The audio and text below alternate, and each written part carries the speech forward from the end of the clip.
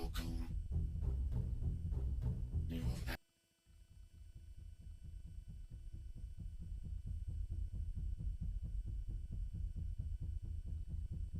Welcome. You have activated all systems. Deactivation is not an option.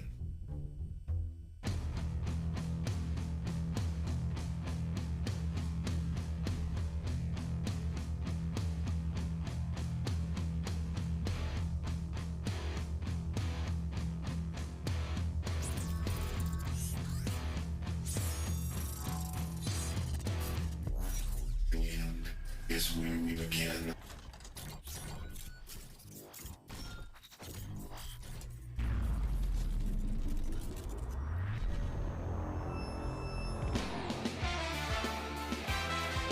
Morgan's going to fake it to Hoekstra. He's going to roll out to his right. Misses the tackle, puts it deep. Oh, look at this. And complete to number 25. Aaron Down rolling. to 20, to 10, to 5. Touchdown. There you go. Pinnacle. All day, all day, all day. Kind of Run, Brian, run. Nope, there it is, there it is. They makes it in. Move. There's Gillis Ross.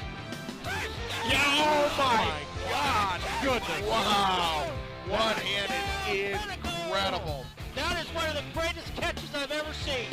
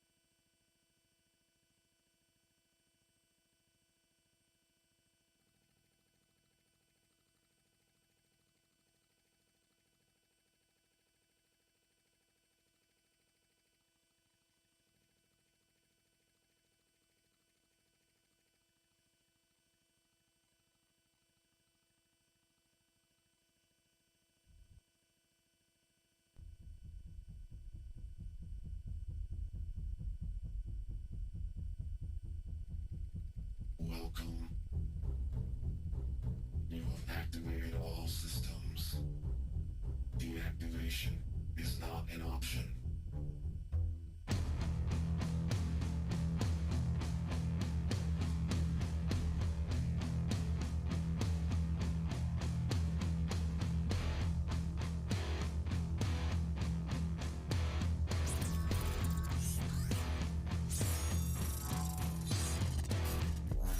The end is where we begin.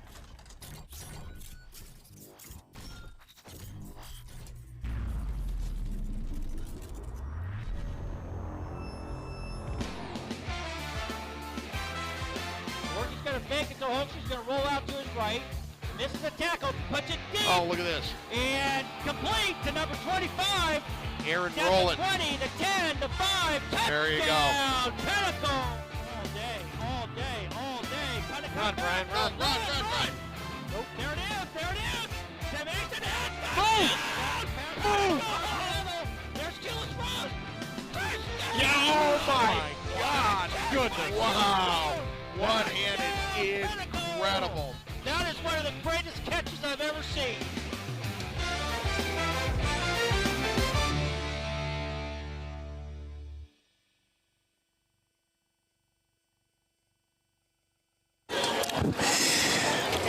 Well, here we are, another Friday night under the Friday Night Lights. We just now had a very wonderful rendition of the national anthem. Here we are at Centennial High School. It's a little bit west of where the Pinnacle Coliseum stands with the Pinnacle Faithful. And first of all, let me say welcome, Pinnacle Faithful. Brian Beeler with me here tonight. It's Andy Polito, and you got your winning team up here in the box calling the game, giving you all the shot by shot. Brian, you always do analytics. You're the best color man in the business. Thank you. Give us a little bit of your insight for tonight. Yeah, it's a beautiful night. And again, if you're not from the Phoenix area, a little weather report for you. It's probably in the low 70s, high 60s. Fall has finally sprung here in the Phoenix area, and we are thankful for it. We're also thankful for the Pioneers last week taking it to the Eagles of Sandra Day O'Connor. 62 points on the board. Andy, you asked me last week for a little stat update. I'm going to give it to you right now. When was the last time the Pinnacle Pioneers put up 62 points? It was a while ago because you sent me it. You did. tell them. 2017 under Spencer Rattler, who is starting for was starting for the New Orleans Saints. Yeah. They've put up 77 and 68 points that year in two different games. So other than that, 62 points is the benchmark for about the last 7 years for the Pinnacle Pioneers. So great work last week. Yeah. Wyatt Horton putting up over 270 yards, 5 touchdowns, no interceptions, and only about a half's worth of work there. Drew Varsano getting some playing time. That was a great game. Last week was a career game. And let me say something, too, just based from an analytical standpoint. You folks at home, last week was a punishing that we put on the Eagles at Sandra Day O'Connor. This week, we are playing a great team from Centennial. Traditionally, a top 5 or top 10 team every year, and they also play in the open often. Here's my point. The record that they currently have coming into this game is not indicative of how good this team is. But on the other side of the coin, we came off a bye week last week. We had a great showing, and that great showing, our starters played most of the first half and slightly into the second half. So we do have a well-rested team as we go into battle tonight. But those of you at home that might be looking at the record thinking this is a check in the W column, please don't be like that. Say a few prayers. Wyatt Horton, the field general that he is, and the rest of the faithful Pinnacle Pioneer Gladiators, we have to have our game face on, and we need to come out with our A game tonight, or we're going to get surprised. That is right. Our cameraman Carlos Rios made a great point before the game. He said if they play like they played in that loss to Liberty, we will win this game, and I have to agree because we played that game tough. We played La Cueva tough. But if we play the way we played against Liberty, we will win 99 out of 100 That's right. games. As your Pioneers come onto the field, let's talk about Centennial tonight. They are the Coyotes, and as you said, Andy, they are a perennial powerhouse in the level 6 division here in Arizona. This year they're struggling a little bit, but like you said, exactly right. Don't let a 3-5 record fool you. Let me say one other thing. Yeah. You take an animal in the wild that's injured, they fight harder than what they were That's right. healthy. That's what we might see out of these A caged Centennial or guys cornered tonight. animal is going to fight like crazy to get out, right? Hey, we have a helicopter flying in now.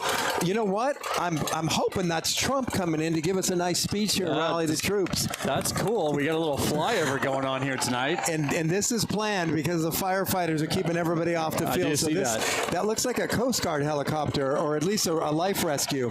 If you folks at home can hear it, you can hear the whirling blades from Banner Air as the medical helicopter lands. Let's see who gets out. I swear to God, if it's Santa Claus, I'm going to go berserk. Well, we're certainly cleaning the field off well. I think that's oh, there go my allergies. I know, right? That is not going to bode well for the Clareton crew out there. Never seen this before the start of a high school football game, so we'll see what happens here. That helicopter coming in right in the middle of the field. I mean, you hope this isn't an actual emergency where someone needs a life flight, and this is just a I don't display. see any gurneys out there, so I'm hoping we're okay.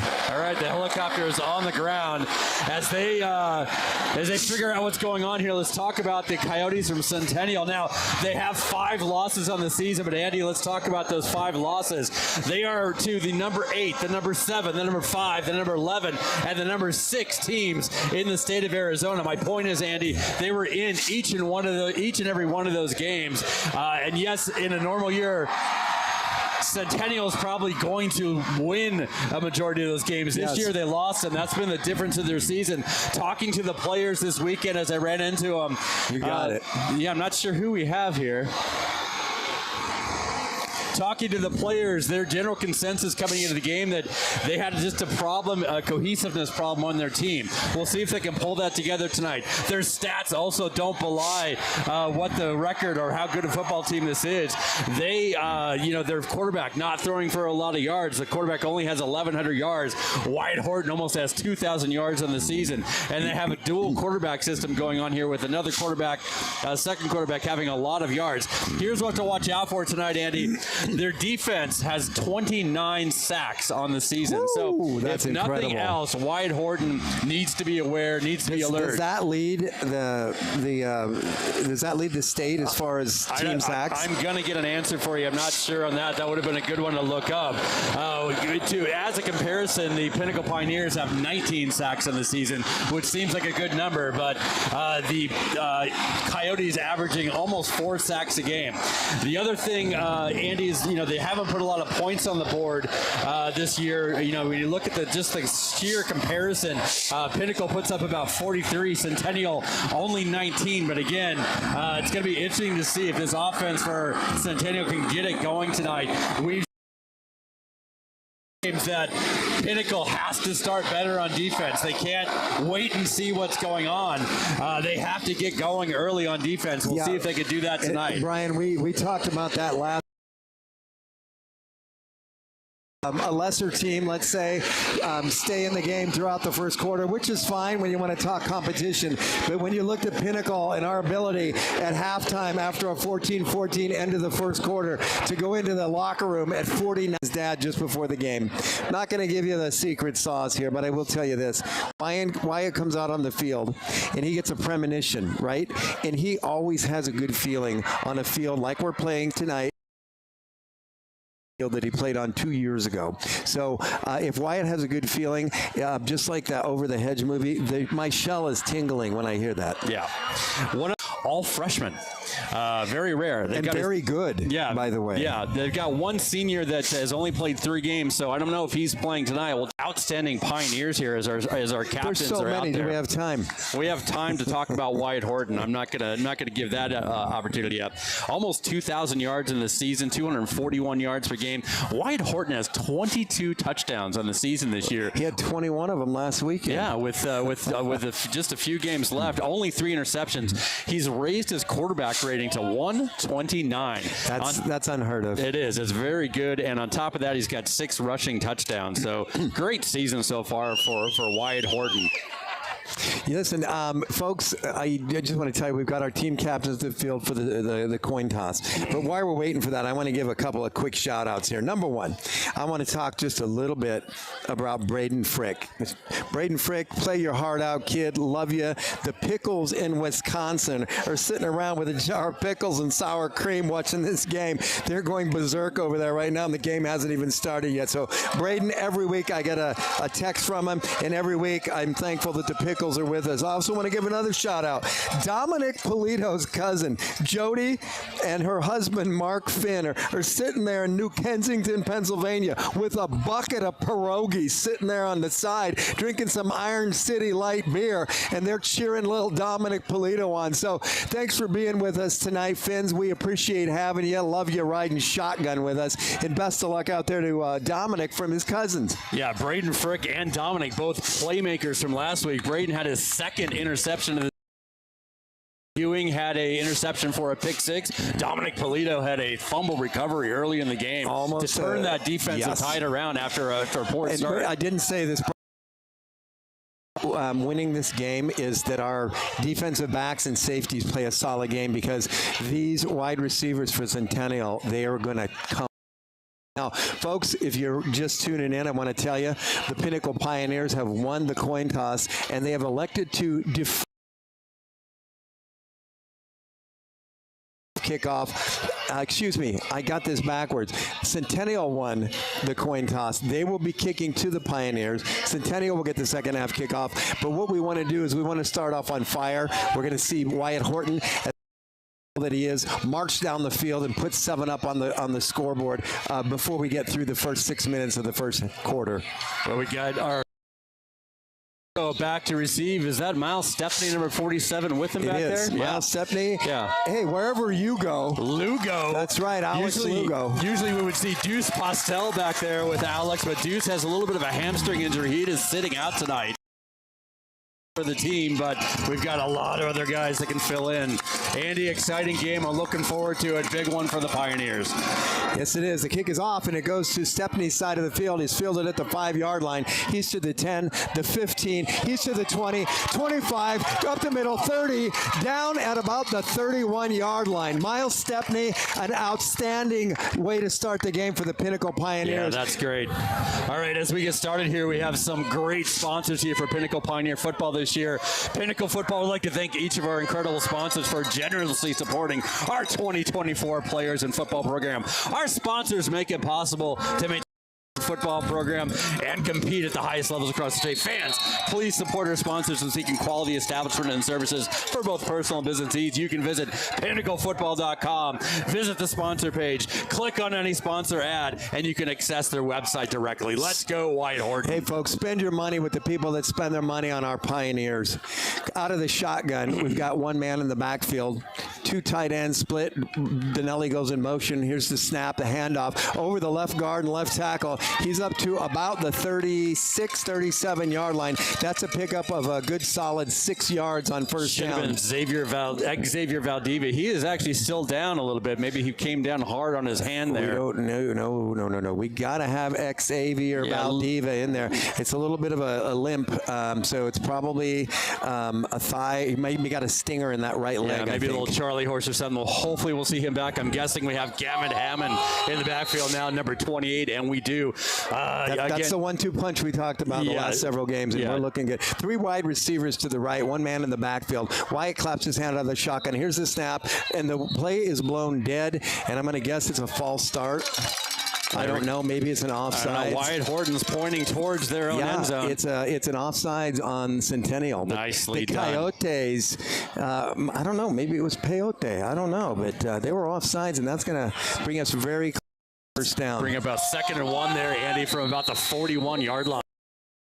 Wide receivers to the right, out of the shotgun, looks right, throws right. It's a deep ball he's throwing, and he goes up for it, and that was Keenan Johnson was the intended target. Very well covered, like a blanket by the Coyote. No chance of a catch there. Yeah, Keenan Johnson with a heck of a week last week. Had about 83 yards receiving, Andy, with 1 touchdown. Great week for Keenan. And again, great to have him back after missing the first couple games of the season. All right, we got Keenan Johnson and Alex Lugo on the near side, Jace Pena and Pinder on the far side. Here comes the snap. We need about about a yard here.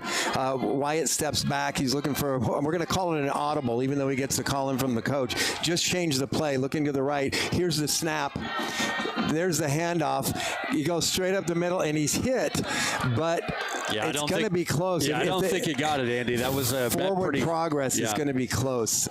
It's fourth down. He did not get it. Yeah, Wyatt Horton wants to go for it, but Wyatt Horton is also your punter, so he's going to be out there no matter what. Looks like they're changing possession, or bringing the punting crew out to support Wyatt. Well, there could be a chance with. Anyway, hey, well, while we got a second here, I want to say really, really good things about Semenko. Ed and Jesse Semenko, they're listening in Tucson, Arizona. They're always watching Austin, big number 90. Thanks for being with us tonight. And Patty Baxter, watching from Ohio. Big football fan watching Wyatt's number 90 rolling out also. to his right. He throws it. That's a fake punt. That is number 87, Blake Donnelly, with a first down. You know what? It's like the bag of tricks is so deep here, and Wyatt does it again. That's at least the second time, maybe the third time this year that they faked a punt and they've picked up a first down of the yardage necessary to change the outcome of what that series is, and we're doing it again. Fresh set of downs. Ball Again, sitting on about the 47-yard. Now, Wyatt was lined up to punt, but he had almost like a wide receiver lineup, like he was going to throw that. I want to tell you, all the safeties have come down. There's no safeties deep. I think that we need to take a shot right here. Yeah. The Centennial Coyotes, I wonder if they saw the same thing that I did. Typically, Centennial will play with two high safeties, and then they'll have three linebackers in, three down linemen, and they'll have guys in the middle. But right now, that was wide open. That would have been a perfect shot to take one deep. That was a recipe for Jace Pena and Josh Pinder to get loose on that one. Yeah. Well, listen, we got a little bit of a break here, and while we got that, I want to say a big, big, big thank you to our title sponsor. Our title sponsor is, again, this year, just like last year, Liberty GMC. Pioneers play with heart. Liberty GMC delivers with professional grade. Pioneer parents, please check out the exclusive discounts at Liberty GMC, the dealer you know, the service you trust. Liberty GMC. Therapy from Prime IV. They're on High Street. Unleash the champion in you. That's Prime IV. And listen, your brand Genie. Let your Genie grant your wish for the perfect small business, professional, and promotional items with no minimums.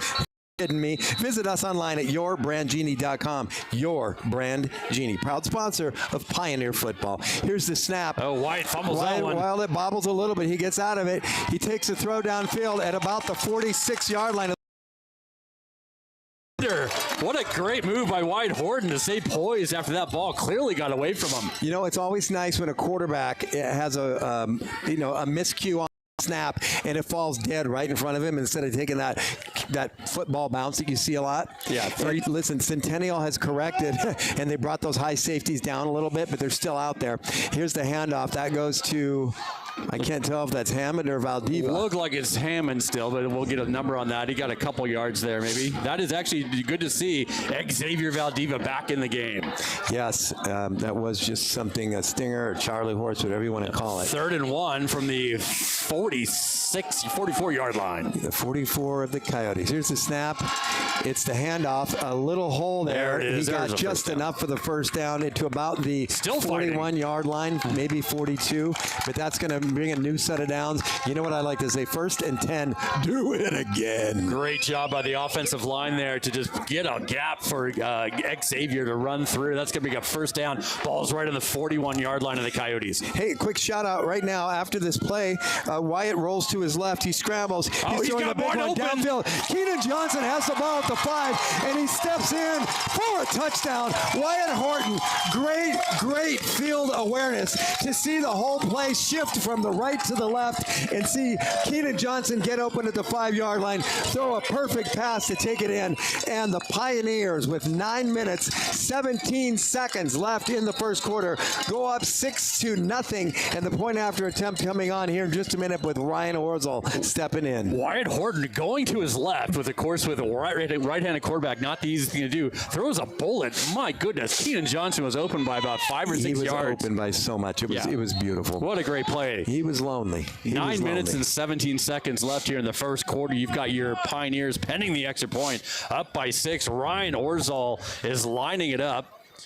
Hey, a quick shout out now to Patty Sweets, also known as Pat Cornhat or Pat in a Hat. He's sitting there in the recliner again. It looks like he's got a draft or a Barks root beer and a bag of Lay's barbecued potato chips. Thanks for being with us again, Pat in a Hat. Well, Andy, we've turned it into now a 25-yard field goal because we got a penalty on that one. Looks like a legal procedure or offsides. Orville's completely capable. And the that kick one, is good, but I think there might be another offside, penalty there. That one looked like an offsides, but if we moved, which is very possible.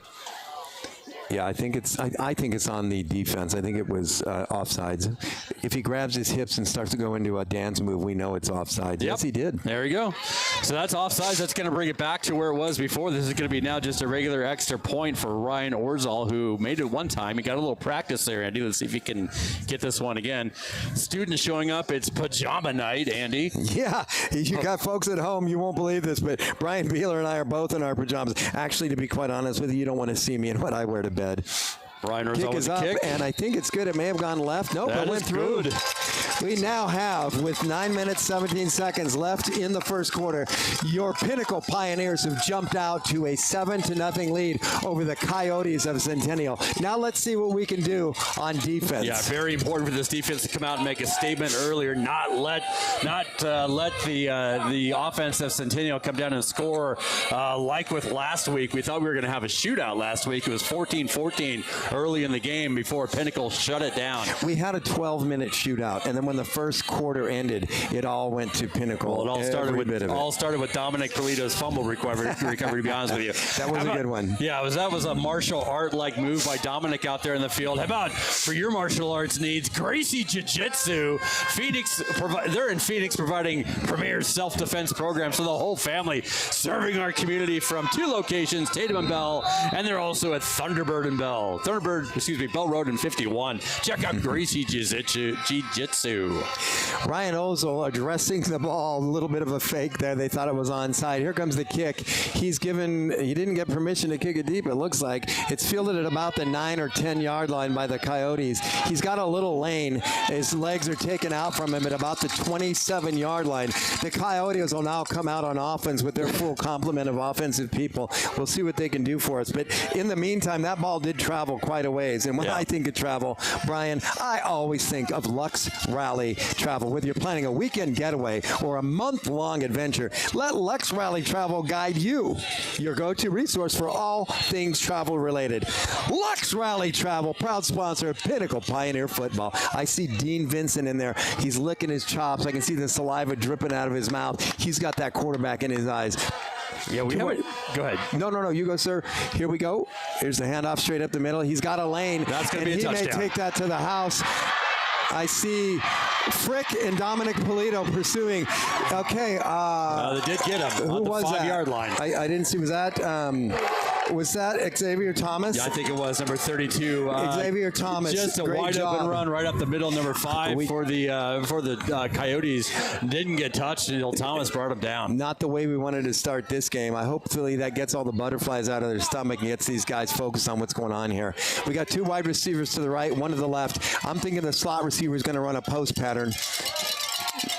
He scrambles to his right, he rolls out, and he's brought down very, very handily by Jack Gazier. Jack Gazier, number 9, pulls him down from behind. Yeah, Dominic Polito, number 3 in there as well. So that looks like a little bit of a loss, actually. Good job, Domino. Yeah, that's right. Yeah, what I was going to say, Andy, is this Pinnacle team, while Dean Vincent has just, he's approaching 20 quarterback hurries on the season, they haven't had a sack in several games. Yeah. And so they... All right, and while we're getting ready for this play, here comes, we're going with 4 down linemen, 3 linebackers in, and they get in the backfield. He gets ahead of steam, and that tackle is missed by Xavier, but he carries himself in. Right now, too, I want to say Hey, Carl, it's Drew's dad in a bad car accident just a few weeks ago. He had surgery on his spinal cord. Watching from Honor Health Osborne. Drew, suiting up with the extra inspiration tonight. You know he is. He's got fire in his heart and fire in his arms. Let these guys know, and we all here in the booth, the production staff, the camera team, we are all pulling for Drew's dad. Thank you for being with us tonight, and I hope you have and wish you a very speedy and healthy return back to normal life again soon. Yeah, absolutely. All right, that extra point is good, and that's going to bring it to 7-7, 8 minutes and seconds left here in the first quarter. Well, Andy, that's kind of exactly the opposite of what we wanted to see, but not that surprising. We've seen that kind of defensive uncertainty from the Pioneers in the first couple drives. 4 or 5 plays? Maybe. And they marched down the field for 76 or 75 yards. Yeah. It really not what we wanted to see, but, you know, next level chiropractic and integrated health, that's somebody we want to see. They're your go-to destination for top-tier chiropractic services in Scottsdale, dedicated to enhancing your well-being and helping you achieve optimal health. That's Next Level Chiropractic and Integrated Health. Proud sponsor of Pinnacle Pioneer Football. Well, multiple-year sponsor coming up next year. How about the Kimberly Lowe Group, certified luxury marketing specialist in residential real estate in Scottsdale and North Phoenix. They're your local neighborhood real estate experts. Check out the Kimberly Lowe Group. Hey, listen, Brian, back watching this week again from Upland, California, saying, "Go Pioneers!" It's Pat and Don Johnson. They love the touchdown to their grandson, Keenan. And they said, "Come on, Keenan, get another one for Grandma." They love you out there. Thank you, Pat and Don Johnson, for being with us. It would never be the same without you. Yeah, Keenan's having a great season. Really love watching him play, number 12 for the Pioneers. There's that kick. That's a pretty good one, but that's going to be returnable, I believe. That's Miles It's a Stepney 2-yard again. line by Stepney. I have the feeling that they're purposely not kicking to Lugo. That ball, and Miles Stepney only gets out to about the, 10-yard line, or is that the 15? That's about the 10, about 11-yard line. Yeah, if you watch any film on the Pinnacle Pioneers, you know Alex Lugo is a weapon. He is dangerous, and so smart of them not to try to kick to him. Alex just puts up yards and yards, both receiving and kick returning. And I will tell you, on the last kick return, he made the tackle, I noticed. Number 4 was out there on special teams he plays and made special the tackle. teams and return, and he's in as a wide receiver. He'll even get the handoff every once in a while. That's right. So we got our work cut out for us. We've got 89 yards to go for a touchdown. I'm not worried too much about it, but we got 3 wide receivers lined up in the slot on the left side. Keenan Johnson goes in motion, fakes the handoff, takes the throw to Xavier Valdeva. Valdeva pummels the tackler trying to hit him. Still on his feet, driving his legs up to the 25-yard line. Folks, if you missed it, I'd love to see a replay on Here it this. comes. Look at this Valdeva hit. lowered his head and laid out the would-be tackler on him and pulled an extra 10 yards out of that one. Here we go again out of the shotgun. Throwing to his right. He's got Jace Pena over there. Oh, that's got to be interference, doesn't it? No, they're not calling it. I don't see any. There was some contact. Right off the palms of his hands. Yeah, contact right before 5 yards before the ball got there, but no call there. It's going to bring up 2nd and 10. I love the call. It's a gutsy call. It's what you got to do when you got these guys on their heels a little bit. That was a really good call. Well, yeah, they're on the 25-yard line, Andy. We've got about 7 minutes and 39 seconds left here in the first quarter. Here comes Wyatt out of the shotgun again. Valdeva in the backfield. 2 wide receivers left, 1 right. He fakes the pitch, and he gives the handoff to Valdeva, and he's taken down at about the 21-yard line. He's going to lose 3 yards on that one. Yeah, that was a bit of a fake, a little bit of a, not that the play was lazy, but it was a little bit of a Xavier kind of walking around back there. Then he decided to sprint off to Wyatt's left with the ball, but they were right there to meet him. That's going to bring up 3rd down and what looks to be about 13 yards. Ball now sitting on about the 22-yard line. They've got to get to about the 35. Yeah. Wyatt's rolling out to his right. Deep drop. Oh, throws it over the middle. interception. Intended for Alex Lugo, but that ball is just out of the open and waiting arms of the Coyote defender. Thank goodness that he didn't have any stick 'em on his hands on that one, or that would have been 6 points possibly the other way. Yeah, Wyatt scrambling. As I said, this Coyote team from Centennial has 29 sacks on the season. They almost got to Wyatt that time. He threw a bullet to Alex, or tried to, but that one was a little off target. He was rushed there for sure. We're not going to see a fake here. We're too deep and it's too long. Wyatt's going to punt this away, and he's got a pretty good leg. Here comes the snap. There's the punt, and he gets laid out, and there's no flag. And that, I think that touched the Coyote, but maybe not. I'm surprised that the referee didn't throw a flag for running into the kicker. I'm extremely surprised. There was a ref standing right next to him. I was watching the ball in the air. You had a better eye on that than I did, Andy, but I did look back and see Wyatt just sitting down in the field. If that's not a penalty, Wyatt has to be nominated for the best actor in a role of taking a fall on a punt. That's best lead actor in a drama, I think, is how we go there. Best lead, if you didn't your best lead for moving, how about Muscular Moving Men, Arizona's premier moving company since 2008. 30,000 moves completed. Their team of mover athletes is your solution for local or long distance moves. Check out muscularmovingmen.com. Dominic Polito and Frick need to be ready back there because I can see this guy wanting to shred that secondary. He throws short, and that ball bounces right at about the 44-yard line and goes incomplete. Hey, real quick again, Patty Sweets confirms that he is in the recliner eating Lays. There's no other thing he could be doing there except eating his Lays potato chips, and he's enjoying them very much. Quarterback for Centennial is number 7, Kanan Mana. You will also potentially see number 4, Ethan Beltran, out there as well. He does have quite a few stats on the season.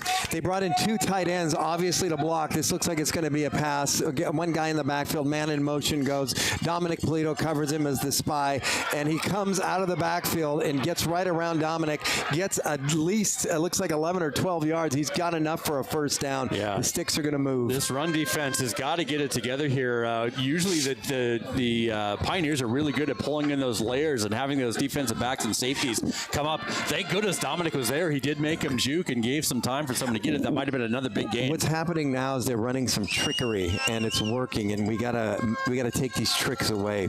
Again, out of the shotgun, 2 wide receivers right, 2 to the left. Got 1 tight end in on the left side to block, 1 running back in the back. Dean Vincent licking his chops. Here comes the snap, fakes the handoff, throws a quick out, a little bubble screen, and there's a hold on Jack Gazier right in front of the referee, and he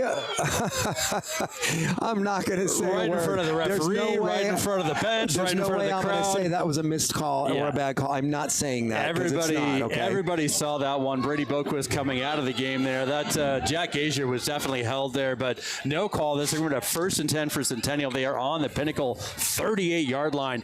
Clock is still ticking. You got 5 minutes and 47 seconds left here. I don't know if you folks at home can see it, but this offensive line for the Centennial Coyotes is huge. They got a couple of 300-pounders in there at the high school level. Again, out of the shotgun, man in motion. Here's the snap, fakes the handoff. There's your pass out, and that ball is bobbled and dropped. Jack Gazier was there to lower the boom on him had he decided to catch it. That would have been a loss. So I know that wasn't intentional, but it worked out for the Coyotes on that one. They have run that play a couple times, Andy, where they bring the wide receiver here from the right side around the quarterback's back and then hit him on the flat on the left with a blocker of the other wide receiver that was already lined up in the left out there in front of him. It's a nice play. That time I think Jack was going to have it covered.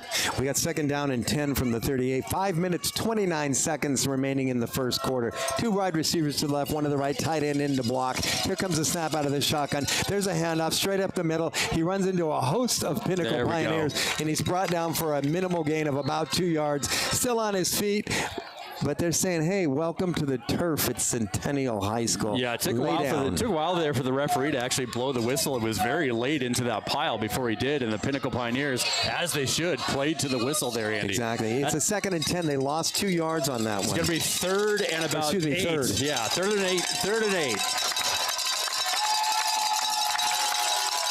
All the Pioneers are communicating there in the secondary. They got the safeties have come down. We've got coverage by all linebackers. They're showing blitz. Let's see what happens here. I'm going to guess 2 of them are going to drop out, and they're going to rush 5. Let's see what happens. We had a false start on number 75 on the offensive line for the Coyotes. I think he saw a roadrunner across the field and wanted to jump out after him. Nothing doing here right now with 4:39 left in the first quarter. That's going to push the ball back, Andy, to the 41-yard line at Pinnacle and bring up about 3rd and 13. Centennial's got to get down to about the 27-yard line for this first down. I want this crowd to get loud again. We need to bring this blitz. They were showing blitz before. They've now dropped 2 guys back into coverage. The linebackers are falling off. 2 high safeties, 2, and we got the defensive backs on the edges now. 3 wide receivers left, 2 to the right. Here's the snap. He looks left. He looks left. He looks down the middle. He's got a man, and hits right off of his fingertips. That was great coverage right there by Cash Silva. Yeah, great job by Cash Silva. He was with him all the way, and as soon as that ball got there, he went up with it. That's going to bring up 4th down and 13. We'll see what the Centennial Coyotes decide to do. Coming off, but you know what? Right now, we just put in part of the jumbo package. I just saw Ian Garcia go in. Oh, no. Did we have a penalty? Are you kidding me? I think one of the Pioneers sneezed and it got something in somebody's face, and they decided to throw a flag for personal foul. Yeah, I didn't see that penalty, but it definitely was a 15-yarder. Let me just tell you, 10. nobody saw that penalty, Brian. Yeah, I didn't even see the laundry on the field, so I apologize for not catching that. But it's now 1st and 10. Well, ball on the 25-yard line for Centennial. Christmas comes early for the Centennial Coyotes.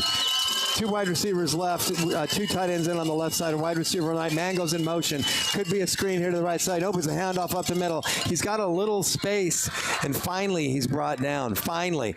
You can't give him that much room. Yeah, the only thing, it might have been a late hit on the quarterback. I know they were after him pretty hard. I did not see it as I was following the ball, but unfortunate again. That's going to bring up 2nd and about 2. That was a nice tackle as he was kind of running past him. Owen Pimbert got his mitts on him and brought him down and said, hey, running back, welcome to the turf. Yeah, leading the Pinnacle Pioneers in tackling this year is Owen Pimbert, number 8.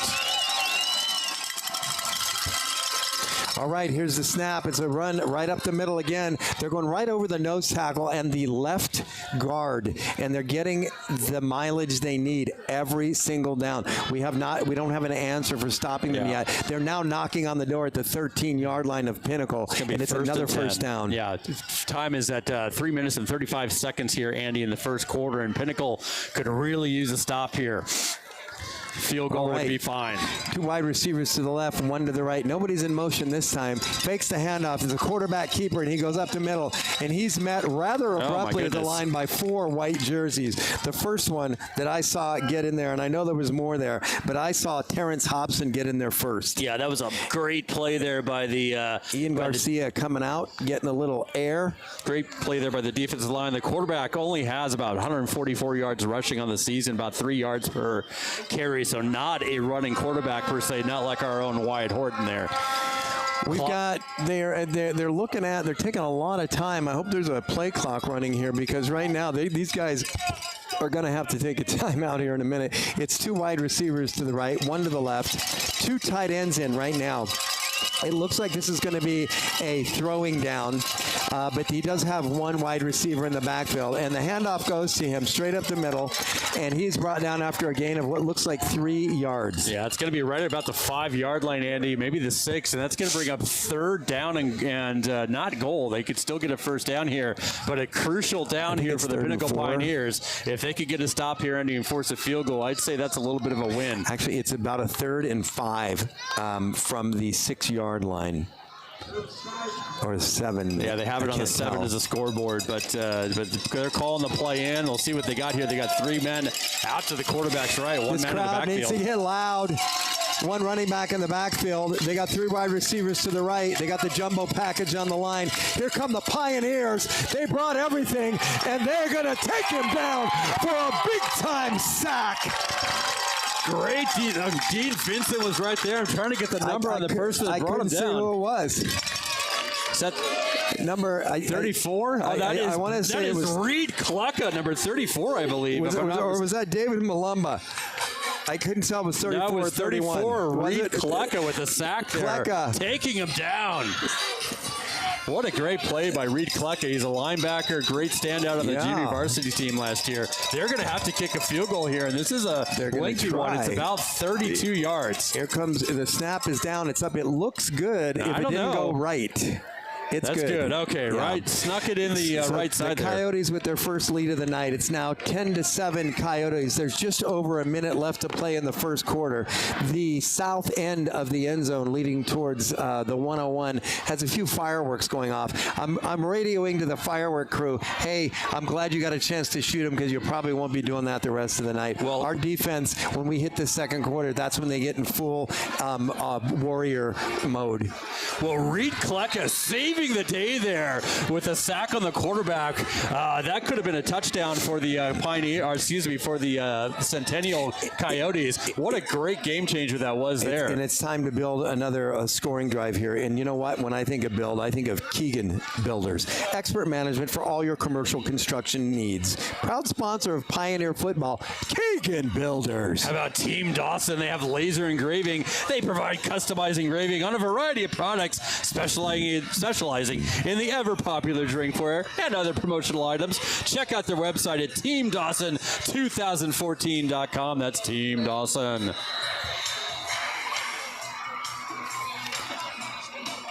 Maintenance Solutions in the house as well. Another sponsor that's back for a second year, maintaining a healthy workplace, providing quality products for the maintenance professional. That's Maintenance Solutions, Pioneer sponsor 2024.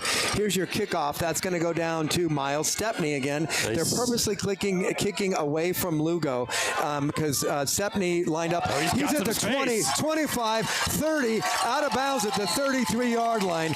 You know, they're trying to kick away from Lugo, and they're getting themselves in trouble because Miles Stepney's no pushover. That was a great return. His second good return of the night. That one for about 30 yards there. The ball's going to be on the 33-yard line, it looks like. Yeah, the Pioneers tried switching it up there, Andy. They switched up Alex and Miles, but no fooling the Centennial Coyotes there. They kicked it right to Miles Alex again. Lugo and Josh Pinder in the near grounds. We've got, it looks like Jace Pena far away, and I can't see who's lined up in the slot. One man in the backfield. Lugo goes into motion right in front of Wyatt, out of the shotgun. Here's the snap. Drops back, looks left, rolls left, throws, and that ball is out of the arms of Xavier Valdiva at the 50-yard line, and that falls incomplete. I thought that Keenan Johnson might get that off the carom, but no such luck. Yeah, that play ended up being a just find an open spot and get me the ball, and both Keenan and Xavier did a good job of finding a little bit of open spot. Unfortunately, the defender got a hand on that. White Horton's lining up three to his right. That's a handoff to Xavier Valdivia there.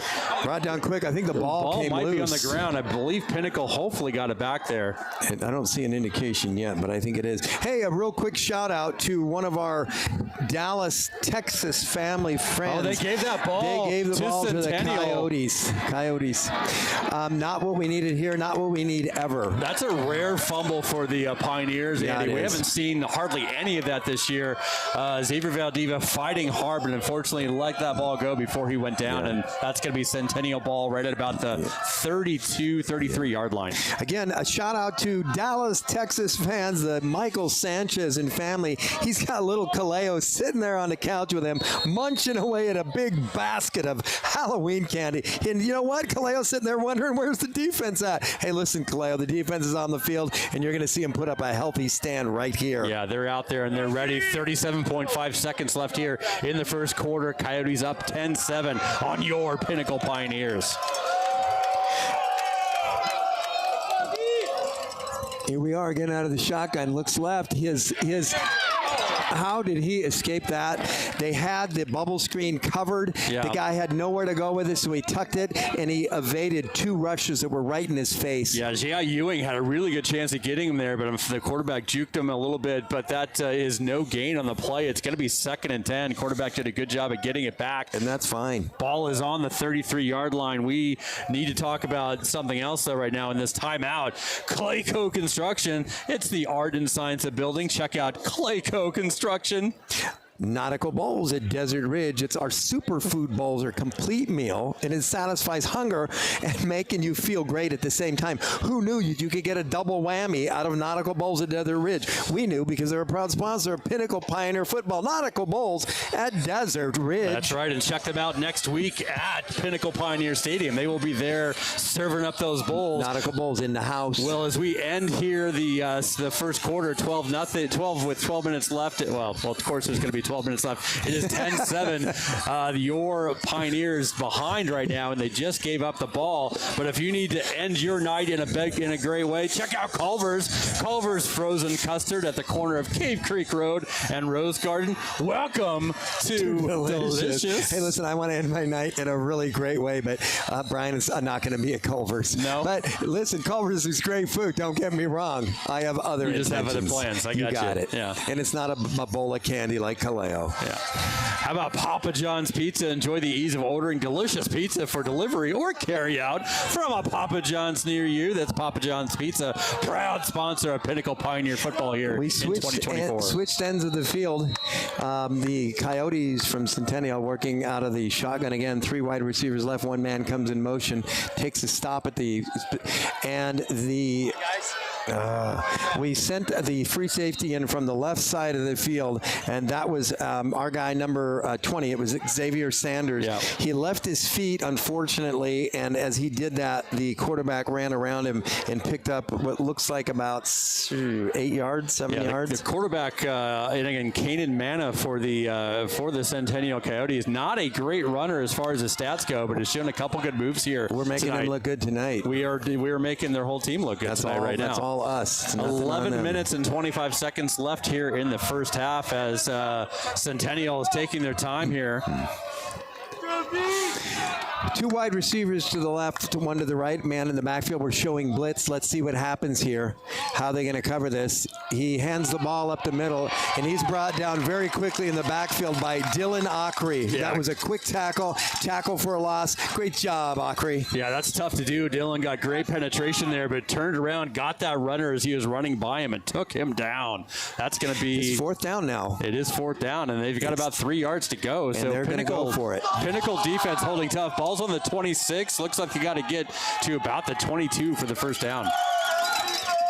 Again, working out of the shotgun. They got 1 setback lone.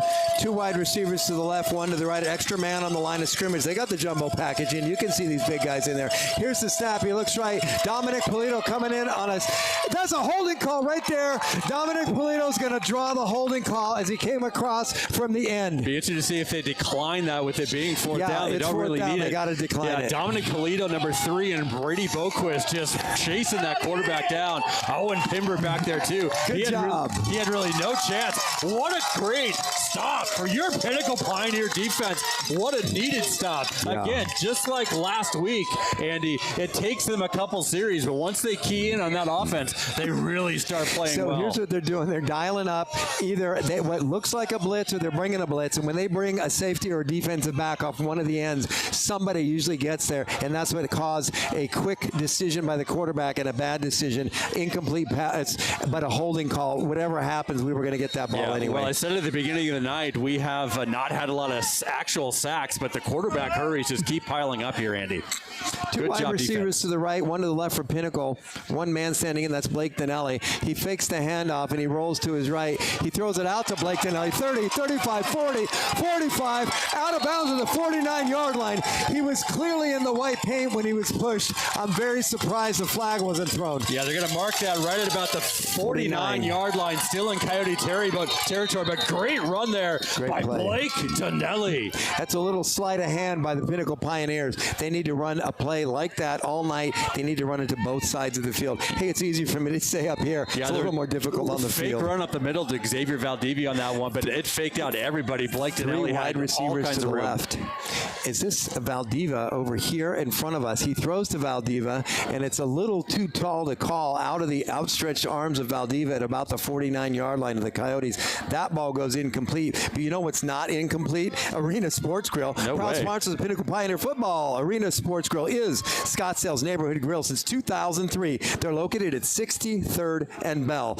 Awesome food at Arena Sports Grill. Been there many times. Arena Sports Grill. Do it. Proud Brady Boquist's uncle, Brett Arthur, that's his favorite place from high school. Gotta love Arena Sports Grill.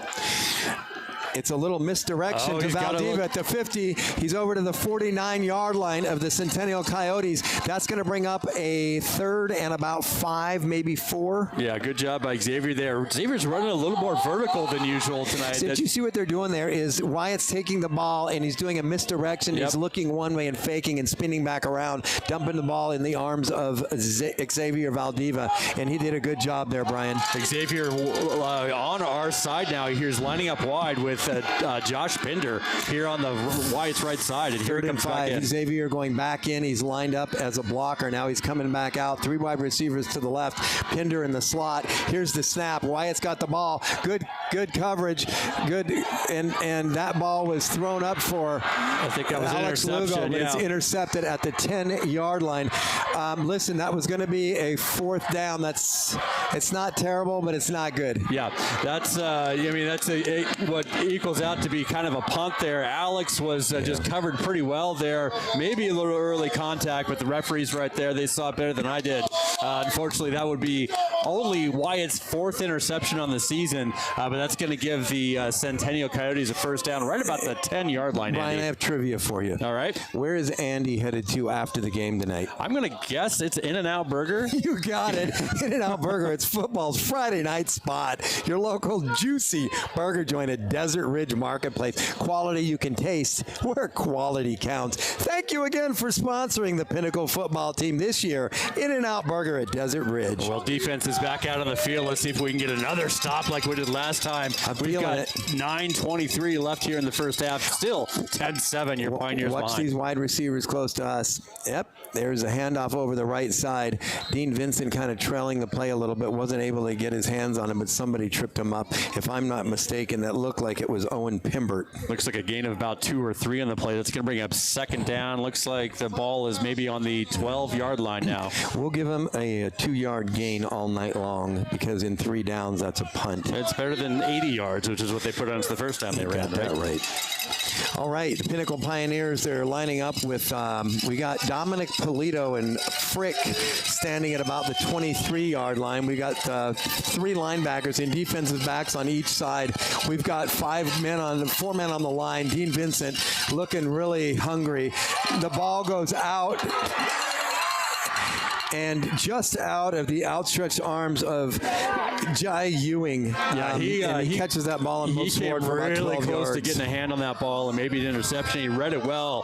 Quarterback threw a rocket in there and got it through. That's going to be a first down right at the 29-yard line for Centennial. Clock is stopped at 8 minutes and 33 seconds. I'm all about taking chances and trying to get yourself a turnover. And when you're in that end of the field, you can take a little risk, but you're typically taught to go for the player, not the ball. But Jai Ewing, great job there, almost getting a turnover. He rolls out and he goes over the left tackle. He's brought down very quickly by Jack Gazier, or I'm sorry, Owen Pimbert. Yeah. Owen Pimbert just met him immediately. That's a great tackle. Look I don't know where you're going, but I'm going with Owen. Yeah, absolutely. It's leading the team in tackles this year and adding him on every defensive stand we have for sure. Yeah. All right, they are lining up now with 2 wide receivers to the right, 1 to the left. Lone set back in. 1 man lined up in the slot. The near man goes across the field in motion. Here's the snap. Quarterback rolls to his right. He throws. Oh my goodness, that ball's on the ground too. It was not a completed pass, but Xavier Sanders laid him out like a crisp sheet on a bed. Oh my goodness, that was a hit, and that's a statement hit by Xavier Sanders, number 20. Clean hit, ball came out. That's going to bring up 3rd and 10 for We need to regroup Centennial. and get ourselves back on the line because they're bringing a play in. Yeah, Brian, that was one of the best and the hardest hits I've seen all year at any game we've had. Yeah.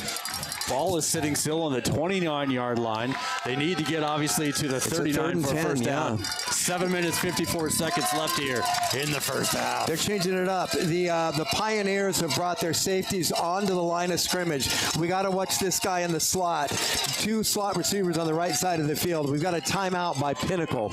And not a bad time to call a timeout to get everybody regrouped. These guys are working in the upper end of their game tonight. And that's not that far off from what Upper Crust does because they continue to feed Pinnacle Pioneer football teams all the way dating back 14 years to 2010. Thank you, Upper Crust, for all the food you provide for our kids out there to give them fuel to fight on Friday night. And thank you for sponsoring the Pinnacle Pioneer football team again in 2024. Upper Crust Pizza. Well, I'm sure that young man from Centennial didn't think that hit was too funny, but you know what is funny? Rick Bronson's House of Comedy. They're your neighborhood home for fun. Visit City North High Street to drink, dine, and laugh. That's Rick Bronson's House of Comedy. We want to see the Pinnacle Pioneer defense do a little dance on this offensive line for the Coyotes. And Center Stage Dance Studios, who's better to have on your team when they love to put you on center stage, training baby divas and dudes through college kids, located in Scottsdale Air Park. It's Center Stage Dance Studio, proud sponsor of Pinnacle Pioneer football. All right, again, big down here, Andy. 3rd and 10 for Centennial. 7:54 left here in the crowd's really half. getting into it here. 2 wide receivers to the right, 1 to the left. Man goes in motion. Still got a blocker in there. He drops back. He's getting great protection. He throws deep down the field. Dominic Toledo comes up with an interception at the 20-yard line of the Coyotes. Big bad Dominic Polito in the house. Dominic Polito and Braden Frick were all over him. Didn't touch him. That was great coverage, no interference, and Dominic came down with that like he was a wide receiver. That's going to give Pinnacle the ball right on the 20-yard line. Pinnacle Pioneers with a great interception. Dominic Polito with your playmaker play of the game so far. I can hear the whole crowd over here yelling Dom.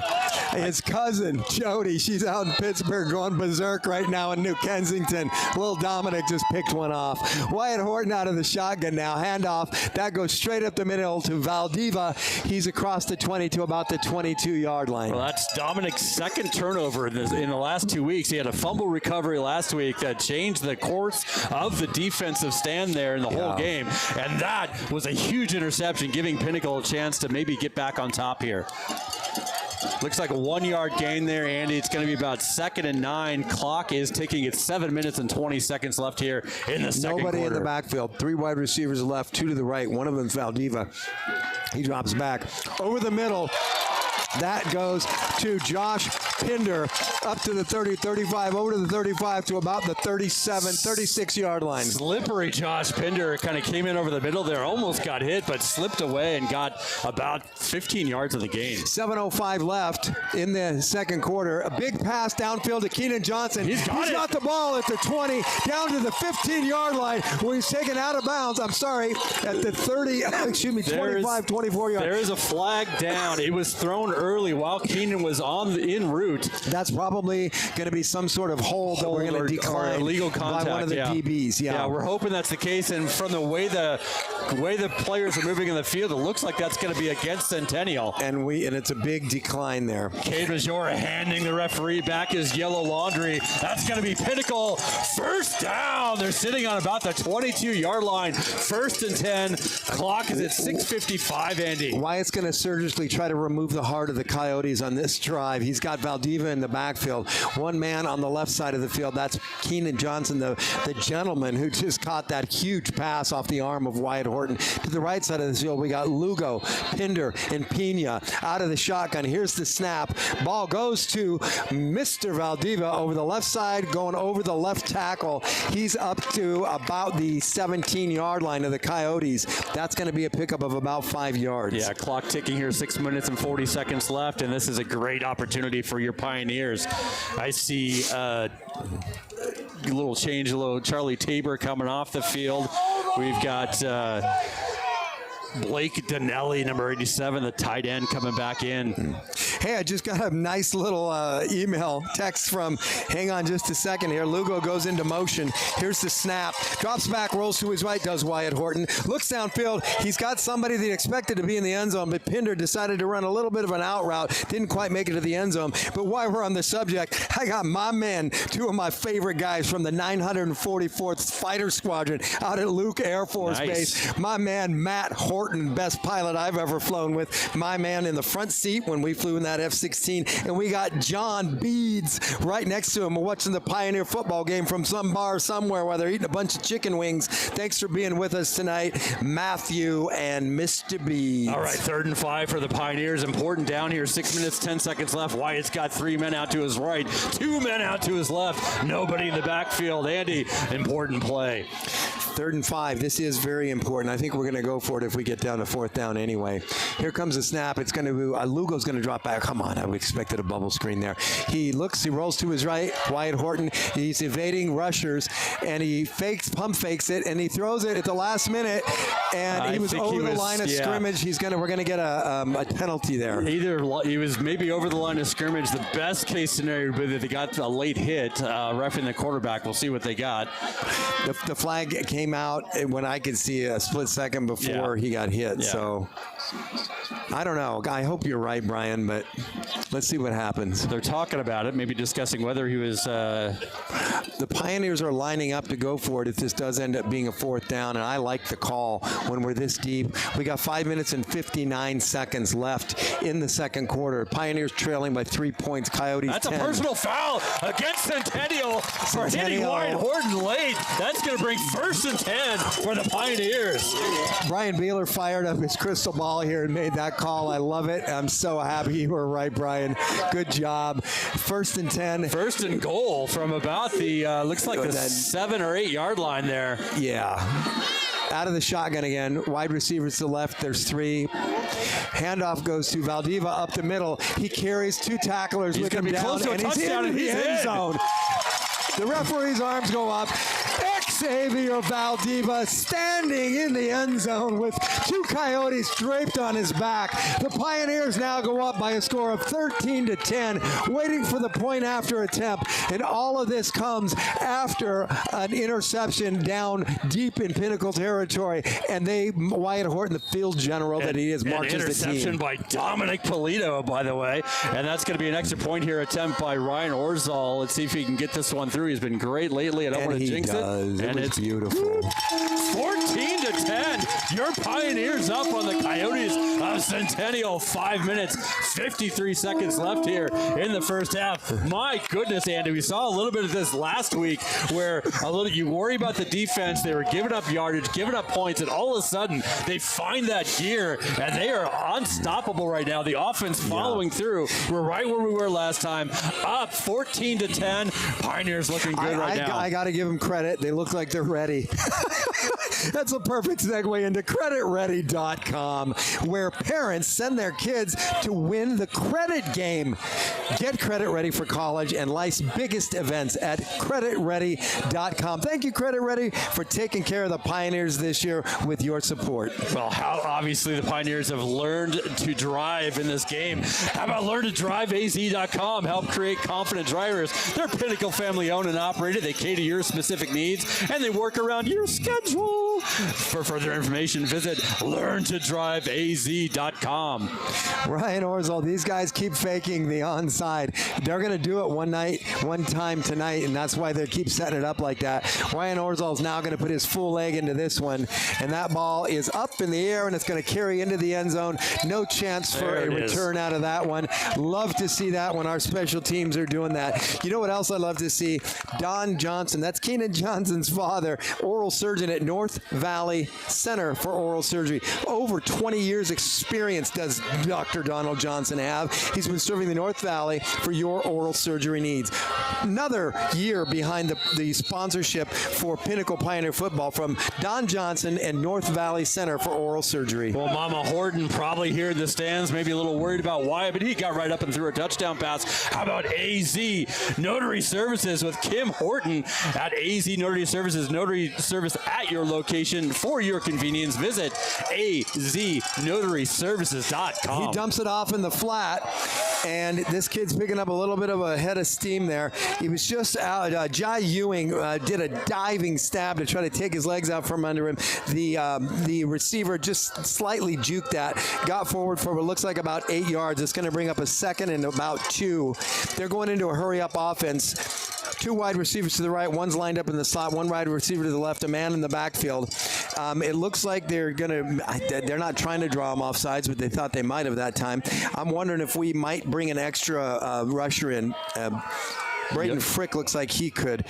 Back to the other side of the field. They're going to rush Gazier. Yeah, they're all ready to go. So how much time do these guys have to call a play here? Here's the handoff. He's hit in the backfield and driven Owen back Pimber by to Jack Gazier, Owen Pimber and Jack Gazier. It's Abbott and Costello of the pass rush. 8 and 9 right on that rusher, and that had to be maybe a loss there. Looks like it was, so that's going to be up third at about 3 or 4. Ball is sitting now probably on the 26-yard line. They've got to get to the 30, of course, for that first down. Yeah, this is a big play here, Brian. It is again, but the defense has been standing tall. Gosh, they look good now. 4 minutes, 30 seconds left here in the first. Oh, it was the snap was bobbled, and he tries to get out of it, but nothing doing. Number 49, Cash Silva, wraps his arms around him like a Valentine's gift and welcomes him to the ever-loving turf below. Yeah, Dean Vincent back there, Dominic Polito back there. Everybody had a shot at him. Finally, Cash Silva brings him down. That's going to bring up 4th and 10, and they're going to have to punt, Andy. I'm not sure what their strategy is, but I know Blue Stone Strategy Partners, serving tribal nations throughout the entire United States. Proud sponsor of Pioneer Football, Blue Stone Strategy Partners. Well, I just cannot say enough about this defense and how they've adjusted to this Centennial offense, and they are just terrorizing them in the backfield now. They have 3 guys lined up on the right. There's people thinking that they're going to be wide receivers. I believe this guy's going to punt. You don't want to take a chance this far. Oh, that's a block! Blocked punt right there. That's Cash Silva again, I believe. Yeah. Yes!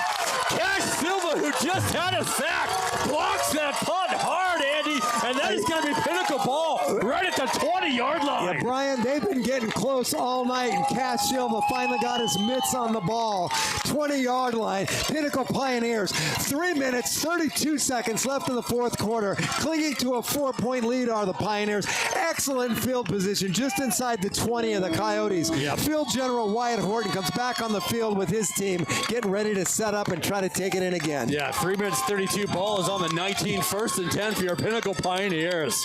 Out of the shotgun, 2 wide receivers to the left. In the backfield is Valdiva. To the right is Lugo. He keeps the ball. He does a pump fake. Alex Lugo comes back to it. Looks like he has a catch, at about the 5 or 6 yard line. What a First and goal from the 6 yard line for your Pioneers. Great comeback there by Alex Lugo. Way to get that ball up out off the turf, and that's a completion. 1st and 10 from the 5. Into the hurry-up offense. Here's the snap. Valdiva is the fake. Wyatt Horton keeps it and takes it and gets hit for a loss of what looks about 8 yards. Yeah, the ball's going to be right on about the 12-yard line, 11-yard line, Andy. Yeah, Second and goal from the 11. That guy got back there quick. Alex Lugo coming out. We've got Jace Peeney in there, number 11. We got Keenan Johnson in there, number 12, ready to make a play. Clock ticking, 2 minutes and 50 seconds left in the first half. Xavier Valdiva in the backfield with Wyatt Horton. Here's the snap, fakes it to Valdiva, loads up his gun, looking, throwing. That's almost incomplete. Picked off. We kind of dodged a bullet there. That was a tough one. I thought Wyatt was going to take that in. I did too. And I think he could have done it. The intended receiver was Blake Nelly, that number 23, who had the interception earlier, jumped right in front and got a hand on that ball. Almost intercepted. Thank goodness he didn't. That's going to bring up 3rd and goal. Ball is sitting on the 11. Looks like the 11-yard line. 3 wide receivers to the left. Josh Pinder to the right by himself. Valdiva in the backfield. Wyatt Horton looking over. They're calling in the equivalent to an audible at high school level football.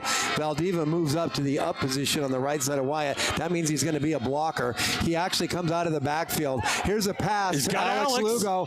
He's got a touchdown in the end zone. A great time pass by Wyatt Horton. Couldn't have thrown it any more perfect. Alex Lugo wove his way over to the far side of the end zone. Loving arms open to catch that ball. 2 minutes, 29 seconds left in the first half. half. A score of 20-10. Point after attempt coming on for Ryan Orzel. Alex Lugo breaks loose going down the left side. What a great play. The fakes were all going to the right. Alex went left, and then Wyatt Horton, just what a perfect dime he threw there. Snap is down. The kick is up and good. It's now 21 for the 21-10. Pioneers, 10 for the Coyotes. 2 minutes, 29 seconds left in the second quarter. The Pioneer team is filled with energy. I'll say it again. They look like the Tasmanian Devil on Red Bull right now. Well, in a matter of about 8 minutes, Andy, your Pioneers have gone from down 10-7, but thanks to a couple of defensive turnovers, including an interception by Dominic Polito and a blocked punt and a sack by Cash Silva, we are now up 21-10. 2 minutes, 29 seconds left here in the first half. What a turnaround. Hey, quick shout out and thank you, Annalisa. We love having you with us tonight. Love to have you texting us, letting us know you're there cheering on the Pioneers, and especially Dominic. That was a good interception. Thank you for recognizing that from the comfort of your own home. We appreciate you being here, Annalisa. Patty Sweets is ringing in again. Pat Conhat. Big boot, Ryan Orzel coming up. He's going to kick it this time, and that one's deep. It's going to be into the end zone again, I believe. Yeah. That had shades of hard kicker from last year. That's right. And I love watching Orzel just put it where nobody can bring it out, and there's no chance for a return. Orzel's fired up. How about Kimmy Z's? Let's talk about this great sponsor, Pinnacle Pioneer Football. They're at Tatum and Bell. They're your neighborhood grill. Live music, top-notch food, and they're home of the half-pound burger. What? They're the best sports bar in Phoenix. It's Kimmy Z's. While we're at it, let's talk about Blue Sky Restoration. It's pretty simple. We fix broken buildings. Thank you for your support this year of Pioneer Football, Blue Sky Restoration. I know it's got to be a space there. It could be Blusky. I'm not sure. Well, we got Blue Sky later because all we know, Eddie, is they do fix broken things. They fix the broken buildings. All right, here's the snap. We got a huge rush coming in. They got the ball off, and he's got a full head of steam. Great stiff arm on Frick, but he's brought Silva down. Again, he's all over the field. Yes, you had Dean Vincent back there in the backfield again, chasing him down. Brady Boquist, good job I thought again they were going to get him. by Cash Silva. Yeah, that's going to be first down right about the 31-yard line for Centennial. Just over 2 minutes remaining now in the second quarter. Clock ticking down to 2 minutes exactly right now. Here comes the snap. 3 wide receivers right, 1 left. He looks left, he looks left, he looks right. No pressure. Throws it over the middle and is bashed by Jack Gager. Right as he caught the ball. Great timing. There to the 39-yard line. Immediately, that was great timing. Easy to get interference on a play like that. Gain of about 7 on the play. It's going to bring 2nd and 3 up. Ball sitting on the 38-yard line. Clock is ticking. 1 minute, 35 seconds. Here we go. We got 4 guys on the line, 3 linebackers loaded up in the box. We got 1 deep man, that's Dominic Polito. We got 2 DBs on either side of the field. 3 wide receivers to the left, 1 to the right, working out of the shotgun. 1 minute, 20 seconds left. Here's the snap. They're bringing the entire team in, and he gets the ball completed at the 40-yard line. Run out of bounds by Braden Frick at about the 38-yard line. The Coyotes are on the march now. Yeah, well-designed play there. They had a little bit of a screen-type situation going on with number 14 busting open number 2 there for the catch. That's going to bring up 1st and 10. Ball is now in Pinnacle territory. Pinnacle. I love the timeout right now. I do too. If we get the ball back, we're not going to have much time. I don't think we need to preserve it right now, but we need to give these guys a little bit of a breather, and we need to get their heads straight on what we need to do now the next few downs. Yeah, this defense is controlling the momentum in the game right now. No need to give that up. Ball is sitting on the Pinnacle 38-yard line. 1 minute and 14 seconds left here in the first half. They've got time to make a play and get themselves back on the field with the offense if they can. As we're looking at that, the fitness of this defense looks great tonight. They may be going to the Malohi Fitness. Find your strength at Malohi Fitness. They're located at 25th Place and Rose Garden, a proud sponsor of Pinnacle Pioneer Football. Malohi Fitness. Brian, I just want to see the Pinnacle Pioneers clean up here, much the way that we see Made Pro. Yep, they're in the house. Cleaning is deeper with Made Pro. Proud sponsor of Pioneer Football, Made Pro. All right, we've got still field. The coaches for the Pioneers out on the field, calling the plays here, getting everybody in order. The Centennial Coyotes are ready to go. They've got, looks like 3 men out to the quarterback's right, 1 man to the left, 1 man in the backfield. And they brought in tight end. They got big guys on the line. Their man goes in motion in front of the quarterback. Here's the snap out of the shotgun. They're bringing the entire defense. My goodness. They sack him at about the 45-yard line of Pinnacle. That's a loss of about 7-8 yards. Dean Vincent coming up. That is Dylan Ockery coming up off that pile. And hey, not just coming up, Brian. Coming up big. And number 42, that's Terrence Hobson, all in there on the sack. That's going to bring up, oh my goodness, about 2nd and 19. 2nd and 17 is what they're calling it for the 45. They're acting like blitz. They're only bringing 4. They brought 1 safety in, and they're going to get close to getting him. He's winds up. He throws, and he completes that pass, too. I can't believe it. Dominic Polito rails him out of bounds at the 30. He's not quite up for a first down. It's going to bring up a 3rd and what looks like about 2 or 3 yards. Yeah, they only brought they brought 4 guys that time. Plenty of coverage back there. That quarterback did a good job of running for his life from Dean Vincent. This is the bend not break place again where we need to be, Brian. We got 34 seconds left on the clock. Clock stopped because he ran him out of bounds. 3 wide receivers left, 1 to the right. They're showing a little bit of a blitz here. Here comes the snap, and they're bringing everybody in, the whole house. The ball is tipped at the line and falls incomplete. That's going to bring up a 4th down and 3 with 29 seconds left on the clock. Pioneers up by a score of 21-10. You guys, if you purchase the entire seat, you only need the edge of it. So get ready, because here we go. Looks like they're bringing in either the punting or the field goal team. We'll have to see. That would be a very long field goal. It's a field goal team. It is a field goal team. They're lining up to kick from about the 42-yard line. Excuse me, the 47-yard line. So it's going to be about a 47-yard kick here. 29.1 seconds left. Don't put it past them to try to fake this. Yeah, I wouldn't either, because they've only got about 3 yards to go from line of scrimmage. This is a perfect time to have special teams block it. The kick is up. That's not going to get there, It's Andy. not going to make it. Yeah, it was lined up just right. Dominic Polito almost got a hand in there. That kid is everywhere tonight. What I want to see him is resting comfortably at home after this. That's right. Nice job, Dom. Dominic Polito having a great game. Had an interception earlier. Almost got that field goal block. Pioneers are going to get the ball back with 24.7 seconds left. And 2 timeouts. 2 timeouts. They've got the lead, 21-7. Are they going to try to do something? Are they going to take this into the locker room? We'll see. It's you know what the fans want to see is that a team fights the last 20 seconds and tries to put up another score. We got the ball in decent field position. We're at the 20-yard line, folks. By the way, at home, high school rules: when you miss a field goal, it actually goes to the other end. It stays at the 20-yard line. You don't get the ball where the ball was spotted, like you would see in college or NFL.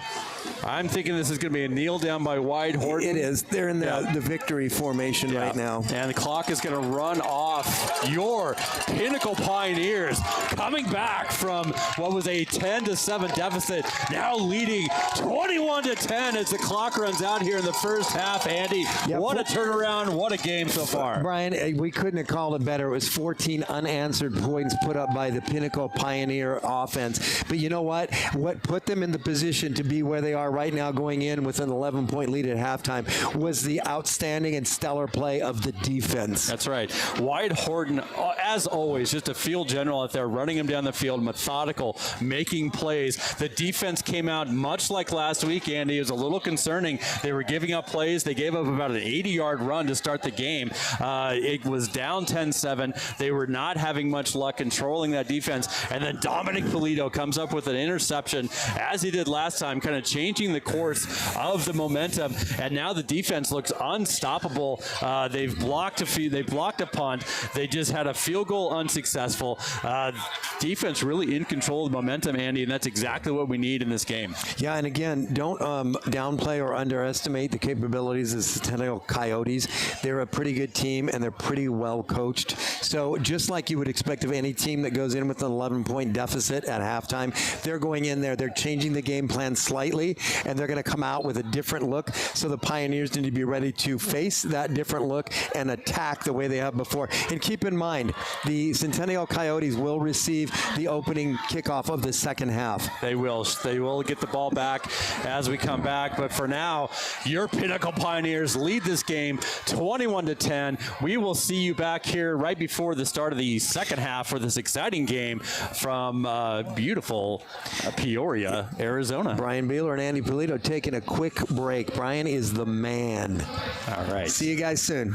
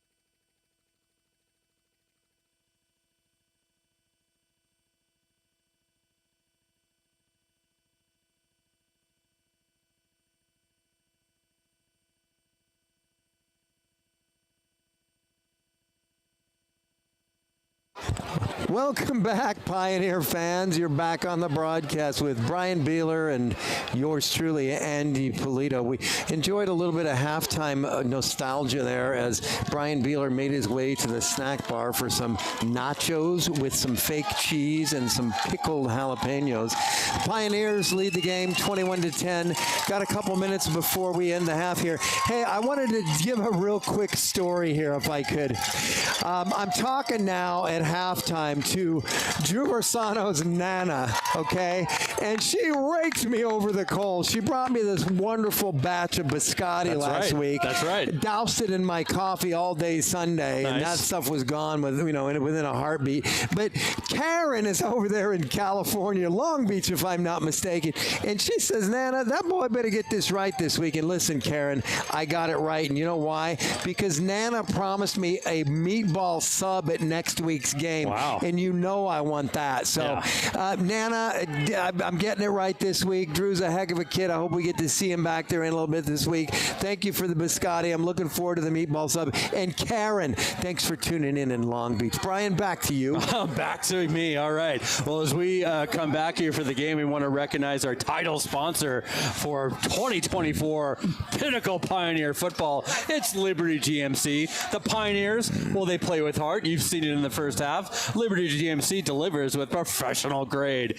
Pioneer parents, check out your exclusive discounts at Liberty GMC. The dealer you know, the service you trust. It's Liberty GMC, and we're going to see the big old Liberty GMC banner next week, Andy, when we go back, finally, after this 3-game road trip to Pinnacle Pioneer Stadium for the final game of the season, 7 o'clock Friday, homecoming against Saguaro. It seems like we've been gone so long from Pinnacle Coliseum. It does. And I miss seeing the Liberty banner, the gigantic banner on the north side of the football field in the north end zone. And again, can't say enough thanks to our title sponsor, Liberty GMC, for all that they do. And it's not just this year, it's each year. They're always there for us. We also have title sponsors in Prime IV Hydration. They fuel your game with IV therapy from Prime IV. They're on High Street. Unleash the champion in you with Prime IV Hydration, another title sponsor with Pinnacle Pioneer Football this year. That's right. So what have we been looking at today? So this game started out much like the game last week at O'Connor. The defense came out a little tentative. They gave up some big plays. They gave up pretty much 2 pretty easy drives to Centennial. But at the end of that second drive, they held them to a field goal. It is 10-7. Your offense was doing just fine. Don't worry about Wyatt Horton. He's got us covered. Then Dominic Polito comes up with an interception, changes the course of the game once again, just like last week, where Dominic got a fumble recovery. And since then, this defense has controlled the momentum of the game. They haven't scored, the offense for Centennial hadn't scored another point, and it is now 21-10. Your Pioneers leading. Your offense is rolling. They're going to kick the ball off to Centennial as we're looking at the field right now, Andy. But what a great and exciting first half. Let's hope this defense comes out with just as much fire as they ended the first half with. Yeah, I mean, if I'm the Centennial coaching staff, I'm changing up a few things in there, and those few things is being prepared for the blitz, because the Pioneers have brought a nice blitz and they've hurried up to throw the quarterback. Anyway, here's the kickoff from Orzal, and that's going to go and land at about the 3-yard line into the arms of the Coyote. He's moving to his left. He's switching directions to his right. He's still on his feet, but he's brought down at about the 16, 17-yard line. Excellent special teams. Great kick by Orzal and excellent coverage by the special teams. Great from Pinnacle. coverage there. I see Braden Frick out there, part of the coverage there. There's Reed Clucka, number 34. He had a sack earlier in the game coming out there. He was in on the tackle. Andy, I love the fact that I don't even have to say the words, we're worried about the special teams anymore. They've been doing so good on kickoff coverages. It's not even a problem. Yeah, Coach Zupke and the coaching team made some adjustments about 4 or 5 games ago. Clearly. And they're good. The Coyotes now back in formation. 2 wide receivers on the short side of the field on the right, 1 to the left, working out of the shotgun. Man goes in motion out of the slot.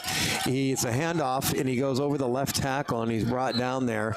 And that was by number 9, yours truly, Jack Gazier. Yeah, Jack Gazier came in there from the side. He was covering the man out wide. He came in there and made a nice tackle. Pretty good gain on the play. Looks like he got about 6 on the play. It's going to bring up 2nd and 4. Ball is sitting on about the 22-yard line.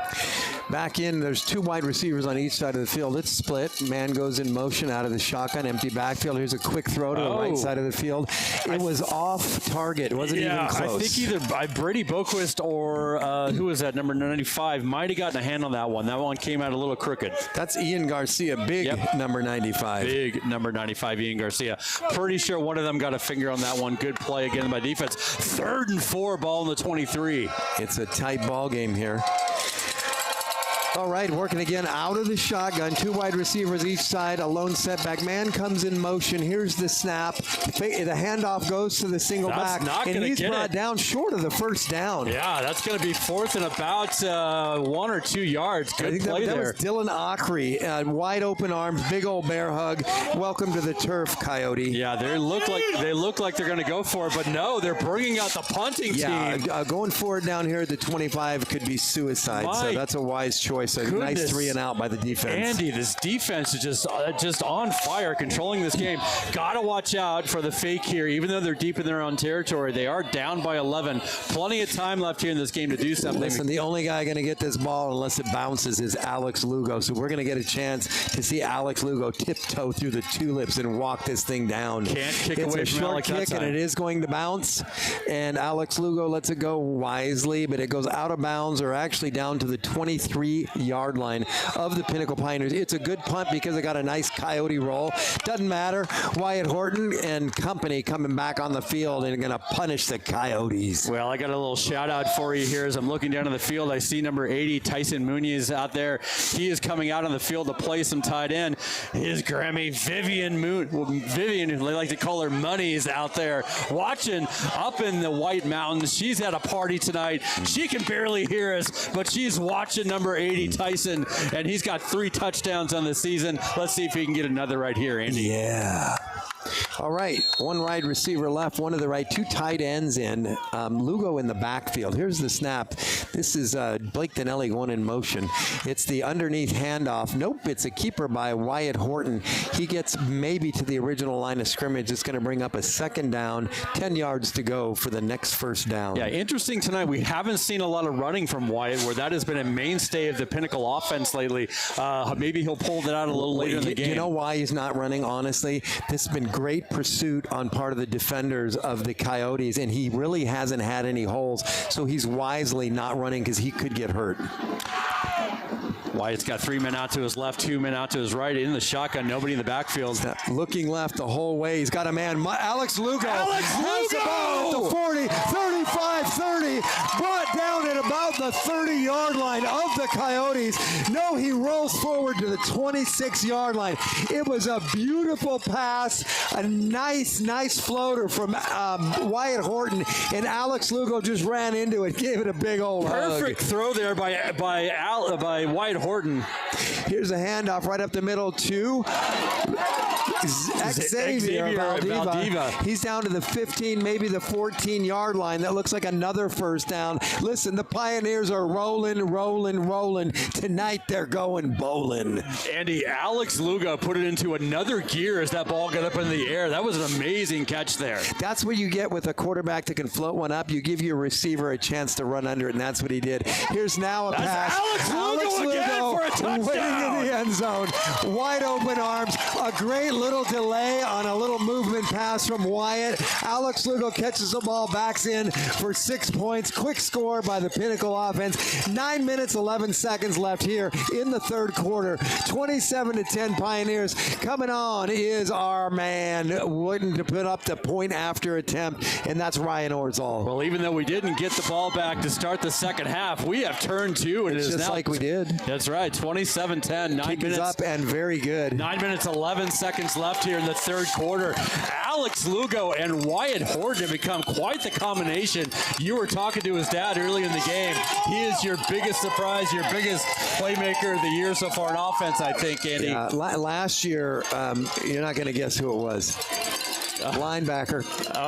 Kicker. That's right, Cooper King. Cooper King. That guy did an amazing job. I know his dad's probably not listening, his mom's not listening tonight, but he really, man, he delighted everyone and really, really delighted me. Alex Lugo's done the same thing this year. Yeah, great play. And while we're constructing quite a lead here, it's 28-10 now with that extra point. Check out Oakland Construction. They're as passionate as the Pioneers about creating remarkable experiences in everything they do. Check out Oakland Construction. Hey, while you're at it, why don't you do everything that's best for your home? And that is, go to Best Home Appliance. Visit us at the corner of Tatum and Bell. We're your local Pinnacle family-owned source for luxury appliances. Best Home Appliance. All right, Ryan Olzall with the boot. This one's going. It looks like that might be returnable there. It's at the 4-yard line of the Coyotes. He's coming straight up the middle. He's got a little lane.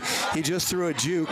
He's in open field. 35, 40, 45, 50, down to the 45 of Pinnacle. That is a heck of a return, but it looks like Braden Frick, and I didn't catch the other numbers, took him out of bounds. A late flag came in. This is going to be likely a personal foul on someone. I see number 22 for Centennial with his helmet off. We're going to have to see what transpired down there.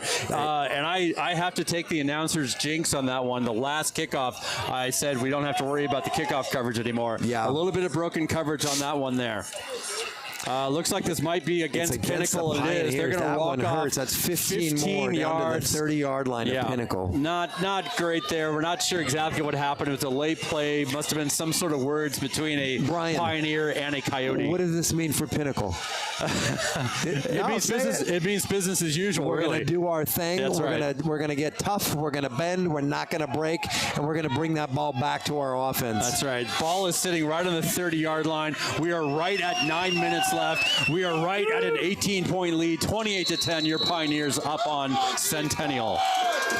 Out of the shotgun, one man in the backfield, man coming in motion, 2 wide receivers to the right. Here's the snap. Handoff is off to the guy, the one lone receiver, Dylan Ockery, first man there to bring him down. Yeah. Dean Vincent with a little bit of back end work on there, and also helping him out with the tackle. Interesting little play there. It looked almost like they were trying to fake the option where the quarterback was following him like he still had his hands on the ball. Number 1 for Centennial definitely had it, and number 1 for Centennial definitely met Dylan Ockery. Yeah, pickup of 1, second down and 9.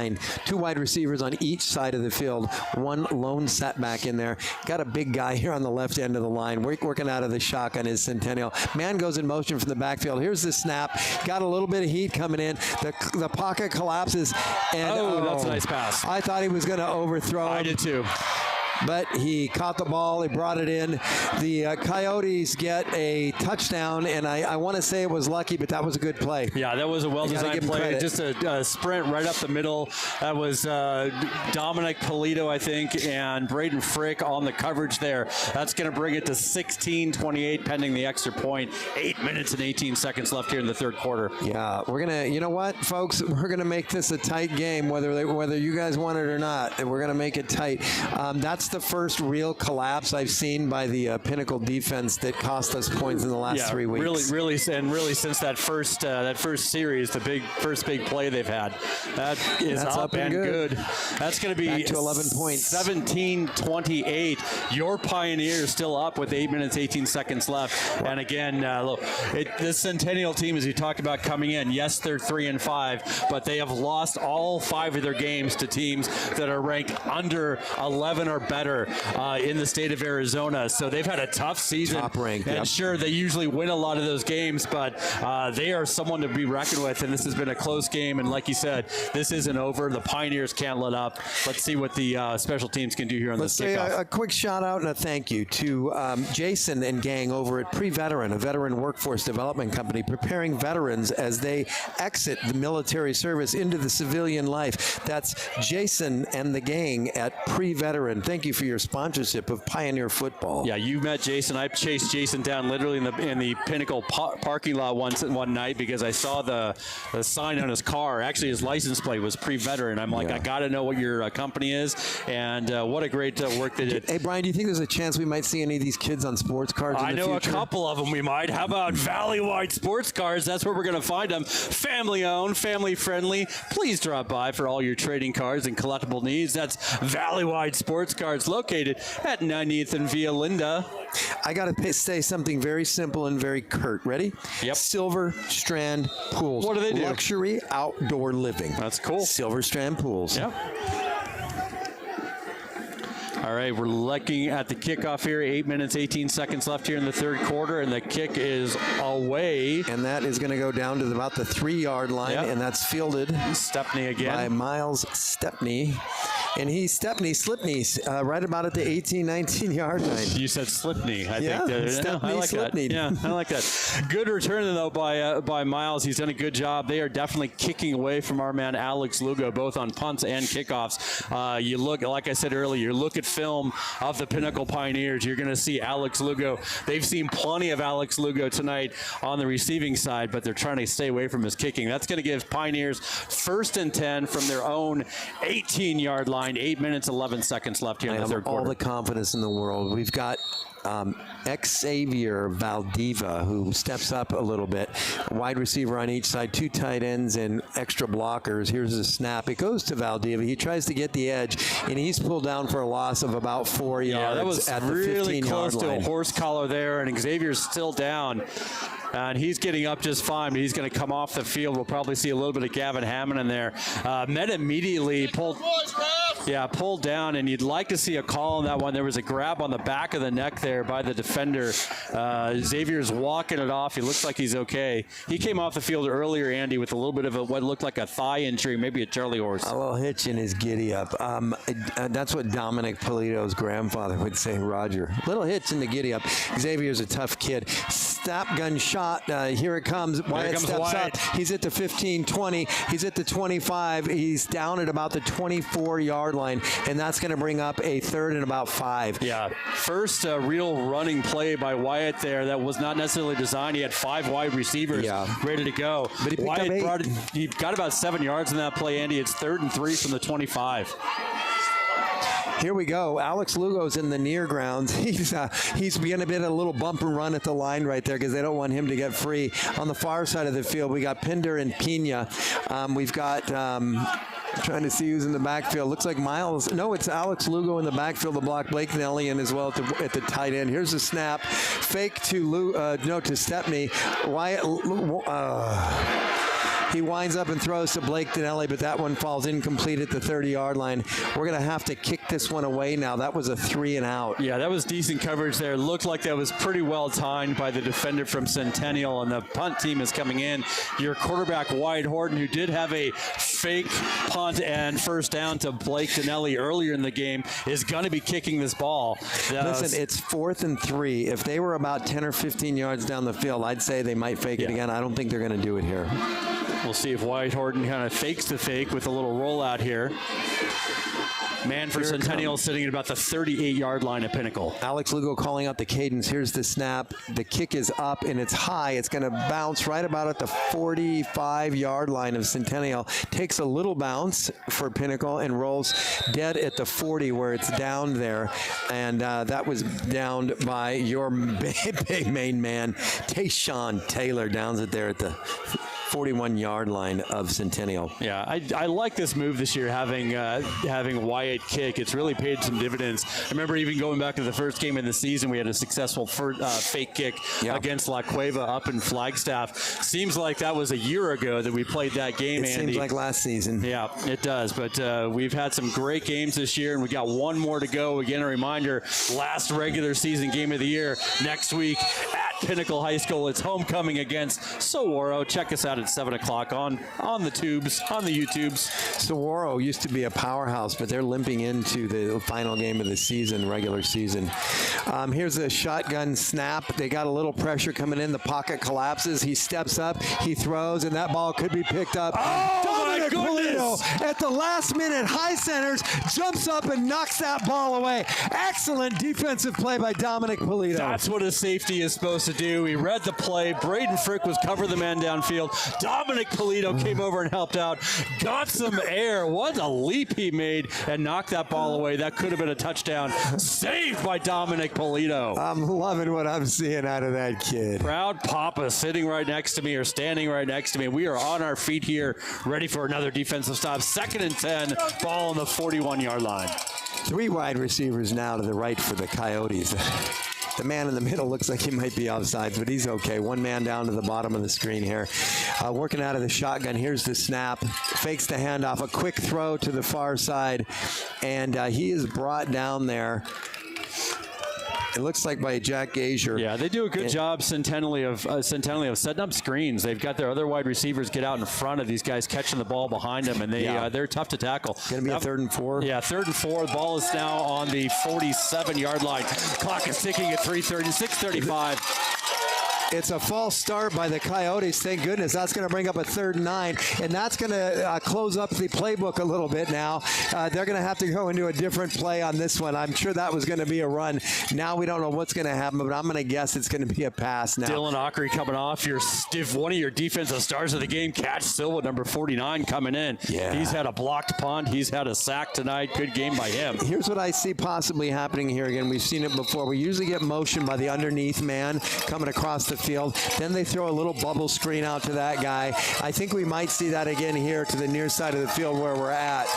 They just flashing the play from the quarterback to the guys on our side. Going up, I don't know if he changed the play or not, but there's a lot of noise here coming from the visiting side. Here's the snap out of the shotgun. They're bringing a lot of people in. I can't believe somebody wasn't held there. And He's he not is gonna not get the going to first make down. it.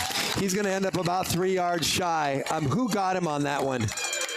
Was that Jack Gazier? Xavier Sanders on the other side of the sideline getting yelled at by one of the coaches. Oh no. Xavier Sanders just got a penalty from talking to the ref.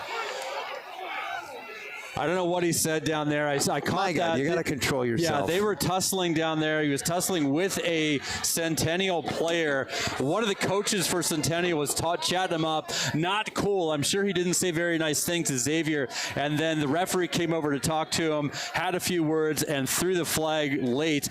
That's unfortunate. That's going to be a 15-yard penalty. Well, wait a minute. Maybe they just picked it up. Nope, they're calling it a personal foul. Yeah, I wish I hadn't seen what I saw, but I watched that whole thing transpire. That's going to be 1st and 10 in the Pinnacle territory, about the 39-yard line. If somebody hits you out of bounds or something, you let them play. You know, a lot of jawboning goes on out there. Let these guys play. Yeah, both of them ended up on the ground on the far sideline, and there were some words. There was no penalty thrown until Xavier started talking to the referee. Not sure what he said. I'm sure he got riled up. Let's get a stop here. First and 10 from the 39, 5:51. All right, 3 wide receivers on the near side of the field, 1 on the far side, lone setback in there. Here comes the snap. The ball goes to the lone setback. He tries to come around the left end. Yeah, there was a hold there on the Pioneers. Yeah, number 71 I don't see a flag. Number 71 had Dean Vincent on a hold as he was trying to get back to that tackler. Not called. That's a gain of about 2 on the play. It's going to bring up 2nd and 8. Dean Vincent is held so much in so many games. You'd think the guy was out there giving dance lessons, and I'm talking slow dances. Yeah, well, his mom is a very loving woman, I'm sure, but I'm sure she never held Dean as much as he's been held this season. Yeah. All right, working out of the shotgun again. 3 wide receivers to the right, 1 to the left, lone setback. Here's the snap. Looks right, looks left, throws left. Wide open. He's got a man wide open, and he's brought down there finally, but a little too late there. That was number 32, Xavier Thomas with the tackle. Yeah, good way to get him down, but that's going to bring up 1st and goal for Centennial. The ball is going to be right at about the 9-yard line. Clock is ticking with about 5 minutes left here in the 3rd quarter, and my goodness, the Coyotes are kind of taking over the momentum of this game right now, Andy. Yeah. I don't know if you said it. 4 minutes, 50 seconds left in the 3rd quarter.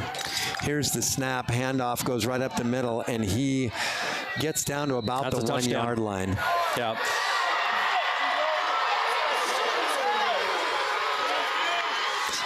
No, We had not a touch.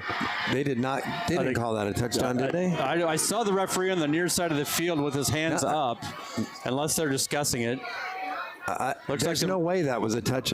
Are you That's a kidding touchdown. me? Yep. He slid across the line on his back, and he started the slide at about the 2-yard line. So I hate to say it again. So I'm not going to say home cooking. I'm not saying it tonight, Brian. I'm not saying it. Yeah, number 78, Wyatt Orvison got into the backfield, had a chance to bring him down. The running back got away, and as you said, it looked like he was down at about the 1.5 yard line, but slid into the end zone, got that touchdown. It's 23-28. Your Pioneers still in the lead with this extra point pending. It looks like it's good. That personal foul call killed us. It changed the momentum, and that's now we got another one. another flag. And who's that going to be on? I don't know. Dean Vincent is on the field kind of waving his arms. Maybe that one's on Centennial. The Coyotes. It is getting chippy out here. Yeah, that personal foul, again, we don't want to harp on it too much, but we've got to get our control back. We had control of momentum on the defensive side of this ball, and we've kind of lost it these last two drives. It's now 24-28 after the Pioneers took a 28-10 lead into the halftime. 4 minutes and 45 seconds left here in the third quarter. You know what? I wouldn't be sad if it got a little more chippy and you got Dean Vincent a little bit angry so he can go in there and wreck your offense. Bring it on. Yeah, That's what I say. I'm sure Centennial's made some adjustments, especially trying to protect their quarterback. We've been kind of punching him in the nose all game. But if you do get punched in the nose, maybe you want to go to North Valley ENT. They're the North Valley Ear, Nose, and Throat Associates, providers of professional, comprehensive ear, nose, and throat medical care and treatment in a compassionate and friendly environment. Check out North Valley ENT. You know what? While you're at it, you may as well check out Ursuline Touch Landscape, serving the Valley since 1984. You'll get your money's worth from Ursuline Touch Landscape, proud sponsor of Pinnacle Pioneer Football. Well, that penalty was definitely against Centennial. They are backed up, kicking off now from the 25-yard line instead of the 40. That's going to bring Alex Lugo and Miles Stephanie up to about the 18-yard line of Pinnacle to receive this kick. Again, 4 minutes, 45 seconds left here in the third quarter. A drive by Wyatt Horton here would go a long way, Andy. Yeah, this is our chance to, I want to see Miles Stepney or Alex Lugo bring this thing back to at least midfield, so we're working with a short field. Getting ready for the kickoff. Here he comes running up to the ball. There's your kick. It's going to go to Miles Stepney. And Miles Stepney lets it go, and it goes out of bounds, which is going to be a penalty, which means we're going to get the ball at, I believe, the 30-yard line. I'm a little confused there because if he lets that ball go and it stops for some reason or bounces towards the middle, that's a live ball, and that could have been recovered by the kicking team. I did see Alex Lugo coming in behind him. Maybe that was a called play. I'm not sure. I don't think he should have let that ball go. That being said, it works out in favor of the Pioneers. They're going to get the ball in very good field position. Yeah, sadly, to start this if drive. Miles Stephanie fields that ball, they're going to have it probably at least the 40. Yeah. But right now we're going to get it, it looks like Right at the at midfield. 50-yard line because of where it was kicked. Yeah. Ball is sitting at the 50-yard line. Your Pioneers are sitting at 4 minutes and 55 seconds here left in the third quarter. They've got a 28-24 lead, Andy, but the momentum has definitely shifted. A drive here by Wyatt Horton, the offense. Momentum's everything, especially in high school football. Drive here by Wyatt would go a long way. Two backs in the backfield. We've got Valdiva and Lugo. The handoff is fake to Valdiva. That's a fumble. That tried to pitch that ball. Wyatt Horton should have held on to that ball. I don't know if this can get any uglier than that just was. Yeah, there was good penetration by Centennial. I don't know. The Pioneers think we got it back, but I can't tell. Yeah, is that Keenan Johnson on the ground? I know he went down there and tried to get it. Yeah, I don't understand why they're calling a trick play like that. Yeah. And the Coyotes get the ball back now. Yeah. It's 4 minutes, 35 seconds left. It's just a 4-point lead for the Pioneers, but we just handed them the ball on a silver platter at the Pioneer 39-yard line, or 34-yard line. If you didn't catch what happened there, Wyatt Horton was going back. There was a trick play, kind of a reverse pitch in play. There was a defender that just got incredible penetration, was in Wyatt's face. When he tried to pitch it, he almost sacked him. He interrupted it. Ball hits the ground. Keenan Johnson, I think that was, did a great job of diving in there trying to get it. He was supposed to get the pitch, but unfortunately, Centennial comes down with the ball. They're going to have a 1st and 10 on the 34-yard line at Pinnacle. 4:35 left here in the third quarter. Pinnacle still up 28-24. Defense, it's your turn. Yeah, and if Centennial's smart, they're going to throw this right either up the seam in the middle or into the end zone somehow. This is where you gotta try to catch. That's an illegal motion on the Coyotes, and coming Dean in. Vincent takes the quarterback down anyway. At the 40, it looks like a loss of about 5, but it may be greater to march off this penalty for the motion.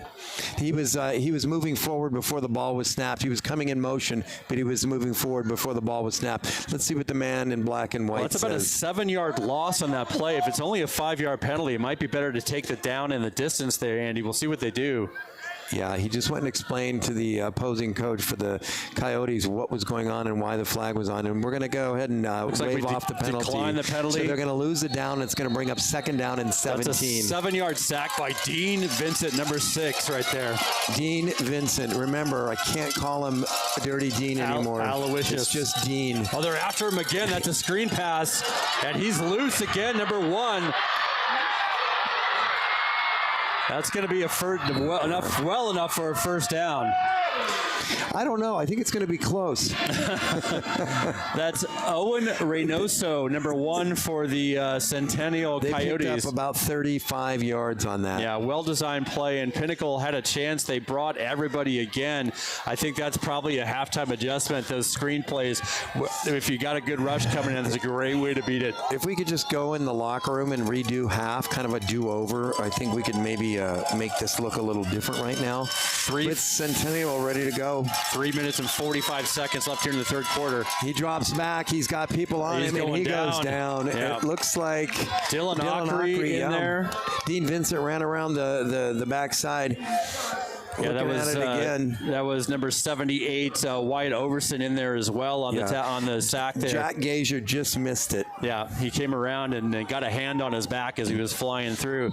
Looks like clock back in motion, 3 minutes, 20 seconds left in the third quarter. 4-point lead for the Pioneers. 2nd and goal from about the 10-yard line for the Coyotes right now. Once again, working out of the shotgun, 3 wide receivers to the left, 2 wideouts, 1 in the slot, 1 wide receiver to the right, 1 man in the backfield. Looks like he's changing the happens. Here's the snap, and it is coming with the blitz. He moves around to the right side, number 1 does, and he's down to what looks like about the 5 or 6 yard line of the Pinnacle Pioneers. We have a Pioneer down right now. Kind of close to the Centennial sideline, the trainer running across the field. That's the fastest I've seen anybody run all night. Well, I see Dean. I thought it might be Dean Vincent, but I see him up walking around. It is not Dean. We'll see if we can get a number for you. Yeah, a lot of big bodies there on the Coyote offensive line. That little swing pass there got them some yardage. Andy. You know what? We bought the farm on that one, and when I think of buying the farm, I always think of mortgages. When I think of mortgages, I think of NSB Mortgage. Our mission is to ensure our clients receive the utmost attention to detail with regards to their individual needs. Proud sponsor of Pioneer Football, NSB Mortgage. Well, we got a lot of dinner options for tonight. One of them could be Lorenzo's of authentic Italian cuisine. There where friends and family gather. Check out Lorenzo's Italian food. You know, some of these plays I've seen have been, in my opinion, Brian, criminal. When I think criminal, I think criminal defense. I think Castillo law. Criminal defense when you fumble off the field. That's Castillo law. Well, Dean Vincent just had a sack there, and we know he's got the muscles to do it. To get those muscles, you need protein. How about visiting Protein House? They're a Mayo in Scottsdale. They're a healthy, fit kitchen. They want you to eat clean, train mean, and get lean. Check out Protein House at Mayo in Scottsdale, proud sponsor of Pinnacle Pioneer Football. I love the way we promote our sponsors. I do too. We have another sponsor, and it just happens to be the Promotional Vault. Rewards reimagined. Go see the folks at Promotional Vault. And then there's On Point Financial. What do? Short and simple. They build loans for you. That's On Point Financial LLC. Meadows Behavioral Healthcare, committed to recovery. Proud sponsor of Pioneer Football in 2024. Meadows Behavioral Healthcare. That is J.I. Ewing, number 2, that was down on the play, and he's getting some assistance off the field. He's got it's something going on with his left leg. It's an ankle or a knee. Yeah, he's not putting much pressure on it. We don't like to see that. He had a pick 6 last game, interception. Definitely a big part of this defense, and we hate to see him down. Hopefully he can shake that off, but he does look to be hurting there. Good guy and a good player there. Cross your fingers, say a few prayers, and while we're at it, let's talk about Wilming Construction. Wilming Construction exists for people to build their genuine place of purpose, building commercial construction projects in the Valley since 1977. Sponsoring Pinnacle Pioneer Football again this year. Thank you, Wilming Construction. Well, if you've got commercial construction, you're going to need some furniture to fill that building. How about Commercial Furniture Company? They've got furniture for commercial interiors and related services. Commercial Furniture Company. I hope that we get to celebrate a victory here, because you know what I like celebrating with? I like celebrating with Nothing Bundt Cakes. For your next celebration, visit Nothing Bundt Cakes on the corner of Scottsdale Road and Frank Lloyd Wright. Yum! Well, Nothing Bundt Cakes. I got good news. Another yum is J.I. Ewing is walking under his own power here on the sidelines now. Looks like he's doing a little better. That's great news. Yeah, that is great news. I'd love to get him back in this game, but for now, it is going to be 3rd and goal from about the 5-yard line. Man comes in motion out of the shotgun. They're bringing some people. He throws it up for grabs.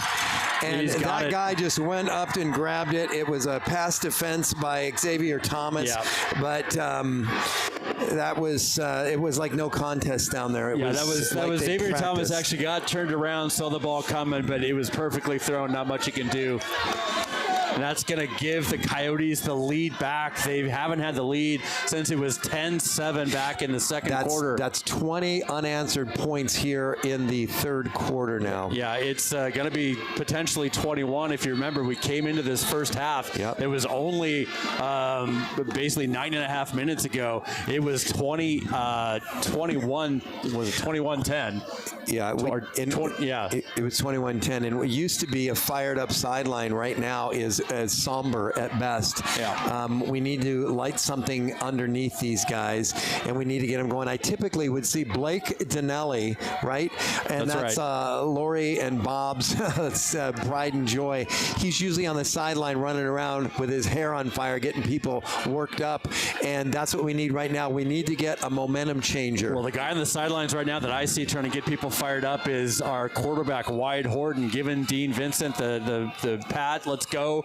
Get these guys going. It's going to be Wyatt Horton's turn to try to turn the momentum around in this game. There's 2 minutes and 30 seconds left here in the third quarter. We got a long way to go we got right a lot of football left here. Yeah, a lot of football right now. The momentum has definitely swung. Pioneers have plenty of time to take it back, though. We got to move the ball. This is up to Wyatt Horton in the offense. Move the ball. And these guys, actually, they are made to move. And Made to Move is a sponsor with Pioneer Football. Come work out with Jesse and crew at Made to Move, located at Scottsdale and Frank Lloyd Wright.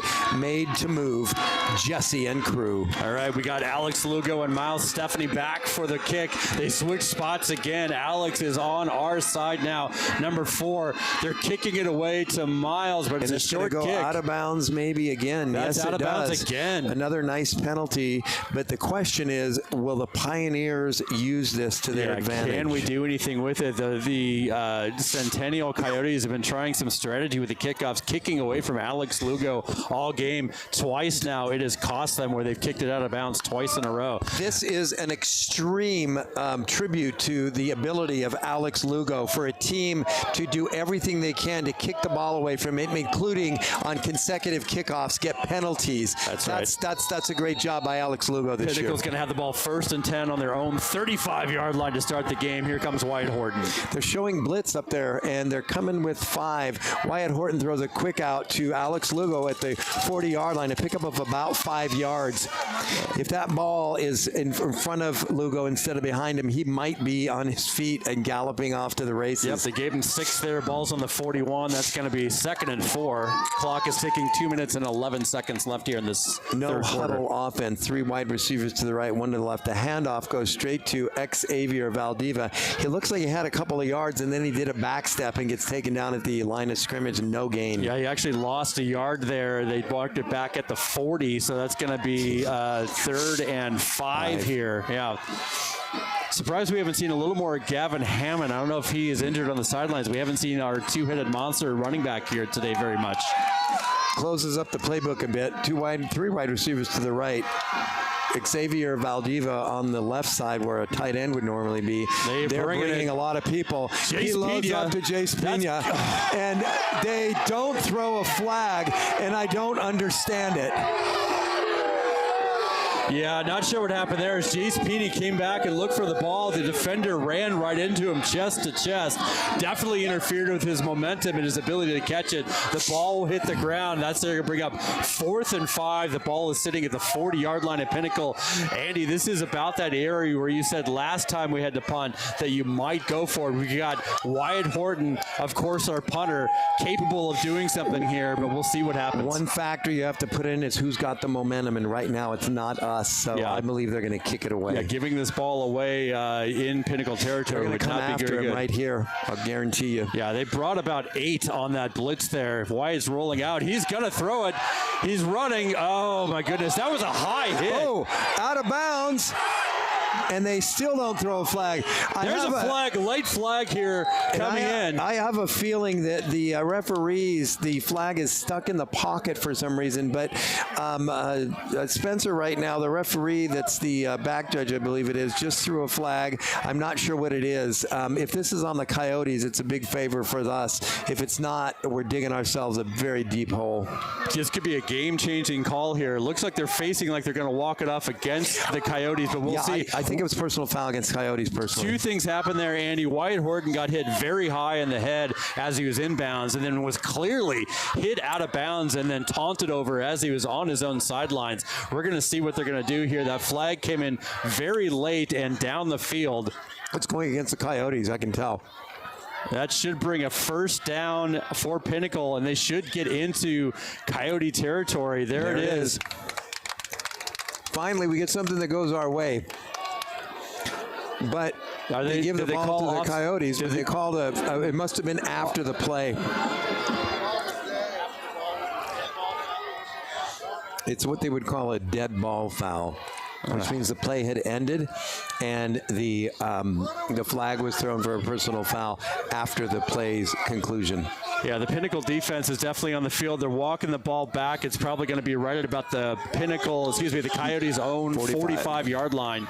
But Pinnacle is not going to get the benefit of having the ball, and that's unfortunate. They really could have used that turnover, that penalty on offense, getting that ball right there. We need Braden Frick. We need Dominic Polito. We need Dean Vincent. We need Jack Gazier. We need Owen Pimbert. We need somebody to come up with a game changer right now, and we need a playmaker right now to step up and make a play. We are still in the 3rd quarter. The Coyotes have scored 3 touchdowns on the Pioneers in this quarter. They've got a chance to do it again. 1 minute, 23 seconds left. Let's see what the defense can do about it. Here comes a snap. We have just 4 guys coming in. They're going for it. And it's a completed ball in front of us. He's hit very quickly. Xavier Thomas, number 32 on the coverage. That's going to be a gain of about 7. Balls now into Pinnacle territory.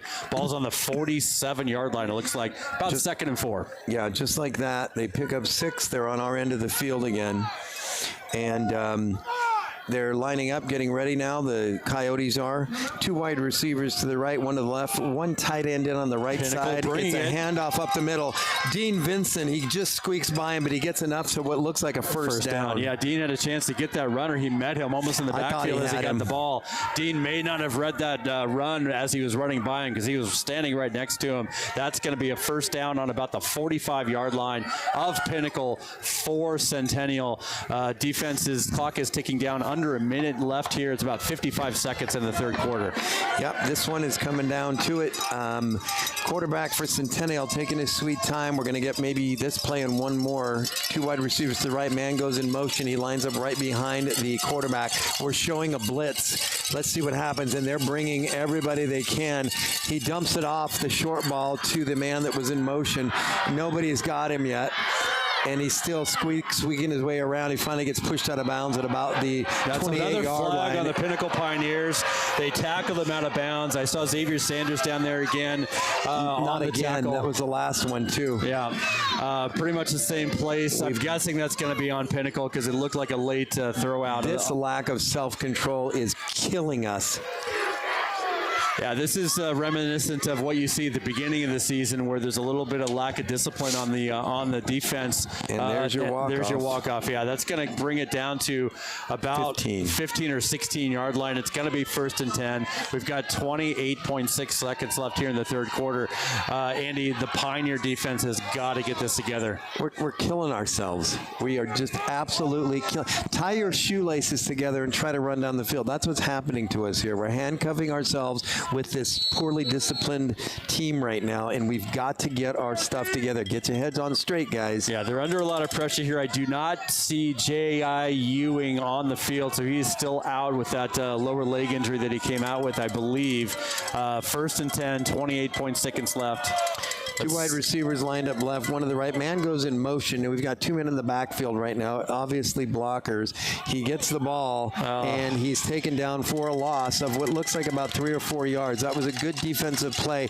We were showing blitz, and we came around the backside there and thwarted their efforts to run to the right. Yeah, if I'm the coaches, I might call a timeout here. We got to get this under control. Xavier Sanders again came into the backfield. We're going to end the quarter here. We're going to get a little timeout. He chucked the quarterback in the back right as he gave it that ball away. Could have been another personal foul there. Let's get these guys under control. We got a good play there. It's going to be 2nd and 14. Ball's on the 20 when we come back to start the fourth quarter. Let's take a little bit of a timeout here to talk about Desert Center for Allergy and Chest Disease. This helicopter came into the beginning of the game, and I feel like I may have developed a chest disease from all the dust he kicked up. But if you're suffering from allergies or a chronic cough, tired of being tired, consult Desert Center for Allergy and Chest Disease, specializing in allergy, lungs, and sleep medicine. That's Desert Center for Allergy and Chest Disease, proud sponsor of Pinnacle Pioneer Football. Well, I'm giving you all the dinner options tonight. How about another one? How about Foley Ranch? Great barbecue, live country music and dancing, bringing a little country to the city. Check out Foley Ranch. Don't forget, I don't know if we're going to repeat that, so we could say Blue Sky Restoration. We fix broken things. They still fix broken things. But is it Blusky or Blue Sky? We got to get I'm going Blue Sky. Let's get a ruling on that. That's what I say. I'm going Blue Sky. But we also have Diamond West Construction, right? From blueprint to build out, precision, expertise, and partnership at every step. That's Diamond West Construction. That's exactly what I did last game. I just kept wanting to throw a blue in on that one. And we've got Spine Fit. They're proud to maintain athletes' top physical condition.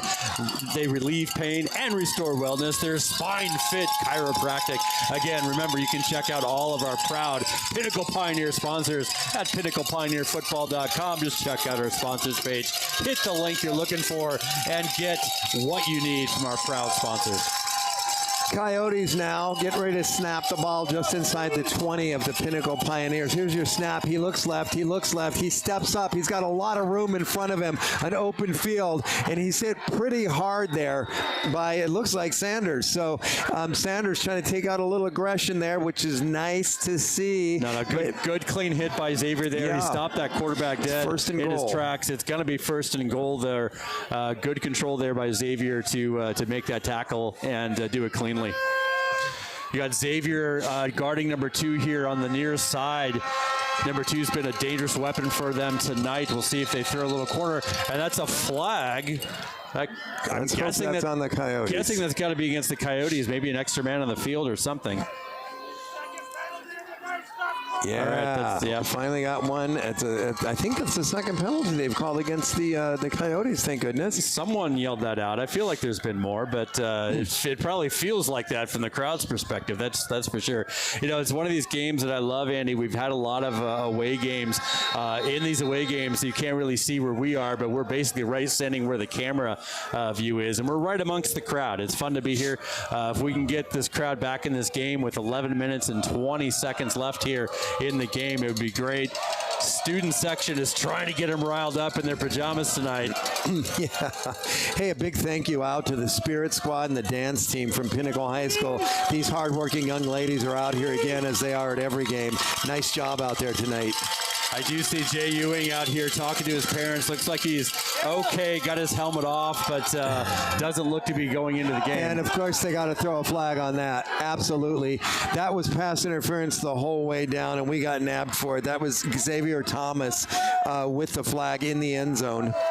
That's not a spot foul. It will not come to the 1 yard line. It'll be half the distance to goal because of where they were at. And he was at a fair play there by Xavier. I mean, did he save a touchdown, do you think, or was that just Let's say he did. All right. Let's defend Xavier on this one. right. Yeah, had he not committed that foul, we'd probably looking at 7 points. So nice job, Xavier. All right, we'll go that direction. But for now, it's going to be first and goal again from about the 5 yard line now. But we just gave him a new lease on life with a fresh set of downs.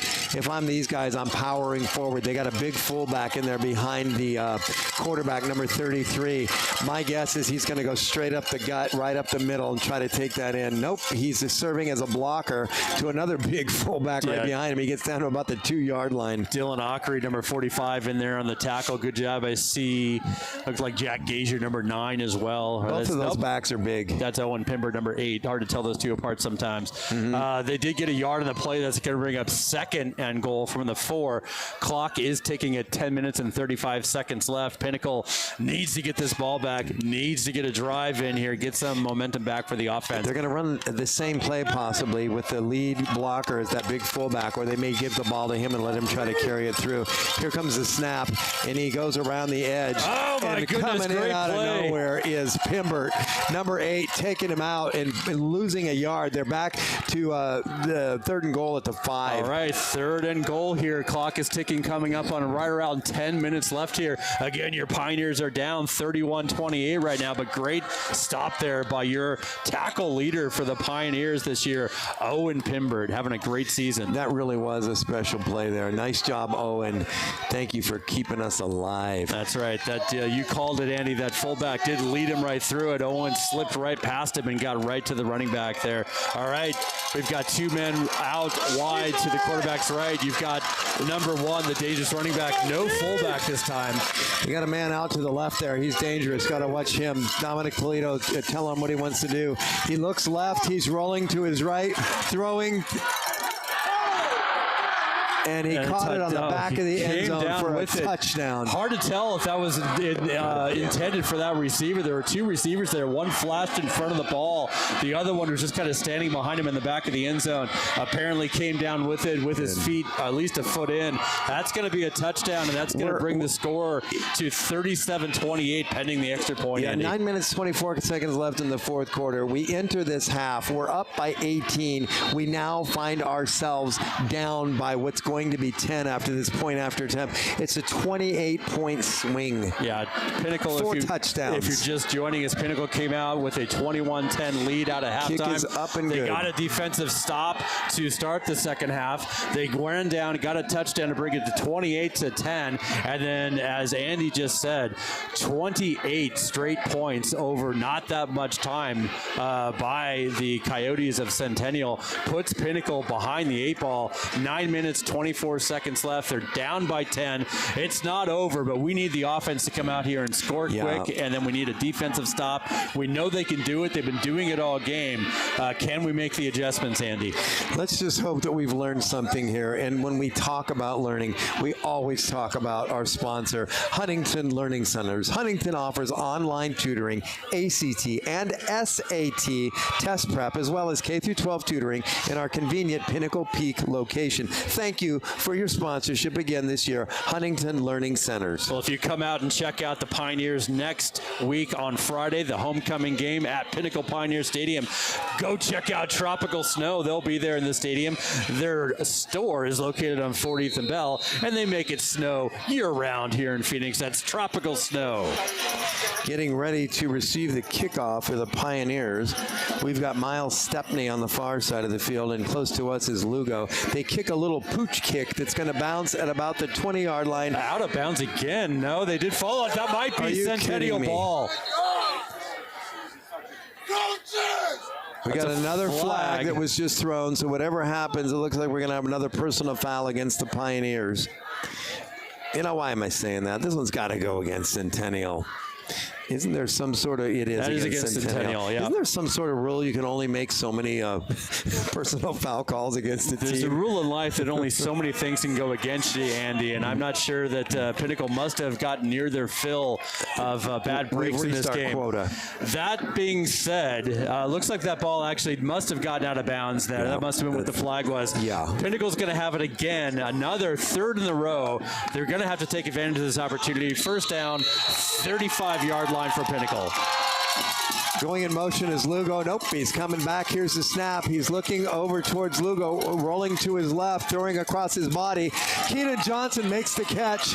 Keenan Johnson gets on his bicycle and starts pedaling. He's down at the 49-yard line of the Pioneers. A nice first down. Great way to, again, Wyatt Horton scrambling to his left, throwing downfield. Great job by Keenan to find that opening. Keenan Johnson could have just got 2 more steps ahead, he would have been gone because that kid is fast. He is so fast. Wyatt Horton looks, throws to his right. He's got out in the open Xavier Valdeva at the Coyote 43, 44, keep walking, 45, 46-yard line. There you go. It's going to be first and 10 for, second. Second and about 5. Second about 5. The last one was a first down. Nice catch and throw there. 8 minutes, 27 seconds left here in the game. 3 wide receivers left, 1 to the right. Man in the backfield is Valdeva. Out of the shotgun, here's the snap. Handoff goes to Valdeva. He goes over the right side, and he picks up what looks like about 2, maybe 3 yards. Going to bring up a third down and about 3. Yeah, the Centennial defense stout against the run here tonight. Xavier had some good runs to start the game, but they have stiffened up. That's going to bring up 3rd and 3. I got to think we're in 4-down territory for the Pioneers. We absolutely are. And, clock is ticking, and about 8 minutes left here in the game. We need to get Jace Pena into this game. Good point. We haven't seen much of Jace yet. He's been open a couple times. That's right. Students are trying to get everybody going. They're walking around in their pajamas, getting everybody excited here. Here's the snap. They're bringing everybody. A big blitz, big throw, and that is caught by Jace Pena, none other. And he's got a first down at about the 41-yard line of Centennial. Rocket throw there by Wyatt Horton right over the middle. Jace Pena coming back towards them. Great throw, great catch. Watch Valdeva right over by us. Wyatt drops back, looks right, throws right, got a man open. And he caught it. That's a touchdown. Touchdown, exactly what the doctor ordered. Was stretched out as far as he could, came up with that ball. Listen, you got to dial up a recipe. It's Horton to Pena. We've been waiting all night. Now we got 2 in a row. Andy, you called that one. You said we needed to get Jace Pena in the game. 2 catches in a row. My goodness, that was the catch of the year. That was by beautiful. Jace Pena. Stretched out for that ball into the end zone. Great job, number 11, Jace Pena. That's a college catch right there. Here comes the point after. The kick is up. It's bounced off of somebody and still went through the goalpost. The football gods are now smiling on Pioneer football. Things had not gone our way, Andy, for a full quarter. We got a bounce off of someone's hand on an odd kick there by Ryan Orzal. The Pioneers back in this. It's 38-35. 7 minutes and 29 seconds left in this game. That was what we needed, a quick score by Wyatt Horton and the Pioneers. We didn't get the score only. What we got was some momentum back here, and that's what will probably be the difference in this game as we come down to the wire. Well, Well, Jace Pena flew by the defense on that one. He needs to go check out Flyby, known for their irresistible Detroit-style square pan pizza. It's hand-tossed. They've also got crispy chicken and lip-smacking goodness all around. Fly into Flyby at Desert Ridge to come see for yourself. Flyby. Big thank you goes out to HMI, Commercial Landscape, small enough to care, large enough to meet all of your needs. That's HMI, Commercial Landscape, proud sponsor of all of the sponsors of Pinnacle Pioneer Football in 2024. The Pinnacle Pioneers are lined up to kick. Ryan Orzal is going to do everything he can, I trust, to put this one in the end zone and prevent any sort of run back, and then let the Pinnacle Pioneer defense do what we know they are capable of and get them back in here. Andy, they have taken that extra point off the board, and I'm not sure if it's you can't do an extra point after it's been touched. I'm not sure. It was 35-38. That is not. There's no rule. I'm not sure what the call was there. Jeez. It went through. It is now 38-34. That's okay. That the Pioneers are still back in it. Yeah. They are not. Yeah, they definitely need more than a field goal now. They're going to have to score another touchdown and get this defensive stop. 7 minutes and 29 seconds. You know what left I in this didn't game. see? I didn't see a referee come over and discuss it with the Pinnacle coaching staff. They usually explain what's going on. No explanation there. Yeah. They're faking what's going to be an onside. We'll see what happens here. Nope. Just when you thought it was safe to go back in the water, Ryan Orzal backs off and is going to kick one deep. All right, here comes Ryan Orzal. He's got one man deep, through two other men up front. It's a big one. It's going to go down to about the 3-4 yard line where it's fielded. He's up to the 10, the 15, changes directions. Is it 20, 25, 30, 35, return. Down to the 38-yard line. I don't know how we missed him back here. It's like we didn't want to tackle him on that play. Braden Frick and Cash Silva on the tackle. Again, this is something that plagued us at the beginning of the year and is kind of creeping back in. Ball's going to be on the Coyote 37-yard line. They're going to have it 1st and 10, 7 minutes and 20 seconds left. Defense has a chance to change the game here, keep the momentum going. This is what Friday nights are meant for. It's a cheering crowd. It's a slight haze over the field from the fireworks setting off. It's a 4-point ball game with 7 minutes and 20 seconds left. This is what you love about Friday nights in high school.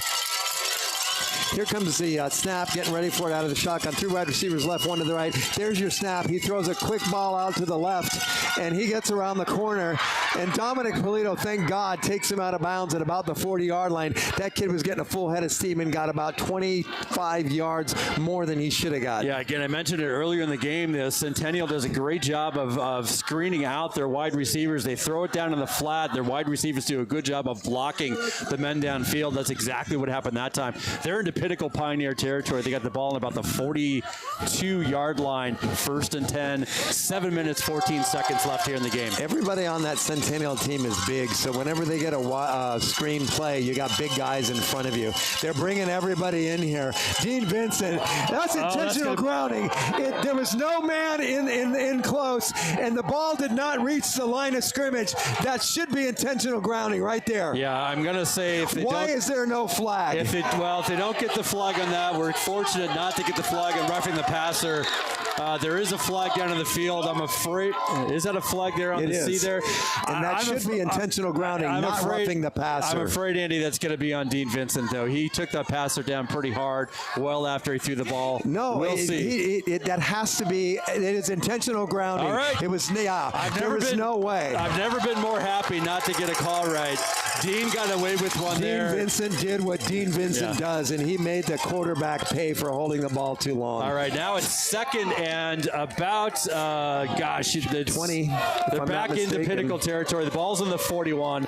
They've got to get to the Pinnacle 31-yard line. So it's 1st and 27. Everybody's fired up in Pinnacleville right now. Again, the Coyotes working 2 wide receivers on each side of the ball. Here comes the snap. He drops back. They're bringing a bunch of guys in. He gets the ball out, and it's complete. Another flag down. Hopefully that was a holding of some sort there. The flag was right in the area where the receiver caught the ball. Yeah, I don't know how that could have been a defensive. I think it's a pass interference on the offense. If I saw it was correct. Well, I was thinking maybe don't know it if was we have a replay or not. I was thinking maybe it was a holding after the catch, maybe, but we'll see what they call here. I swear I thought I saw a push off. Let's see what he says. Well, they're walking it back. It is. It's a push-off on the offense. That's going to be 10 more yards the opposite direction. The football gods, Brian, are working in our favor. Now, that's going to go all the way back to about the 25-yard line of the Coyotes, maybe the 26. Well, when you're on the road, it's tough to get the calls. We've seen that the last two games, both at Liberty and O'Connor. The calls are going away right now. We got Brady Boquist back in the game. Defense on the other side. 2nd and 35. Great opportunity to get this ball, get this quarterback again. 2nd and 40. 2 wide receivers right, man in motion to the right, 1 man to the left. Here's the snap out of the shotgun, and it's a false start. It looks like Xavier Sanders. It's offside. Yeah, Xavier Sanders jumped on the receiver right before the snap. That's going to be on him.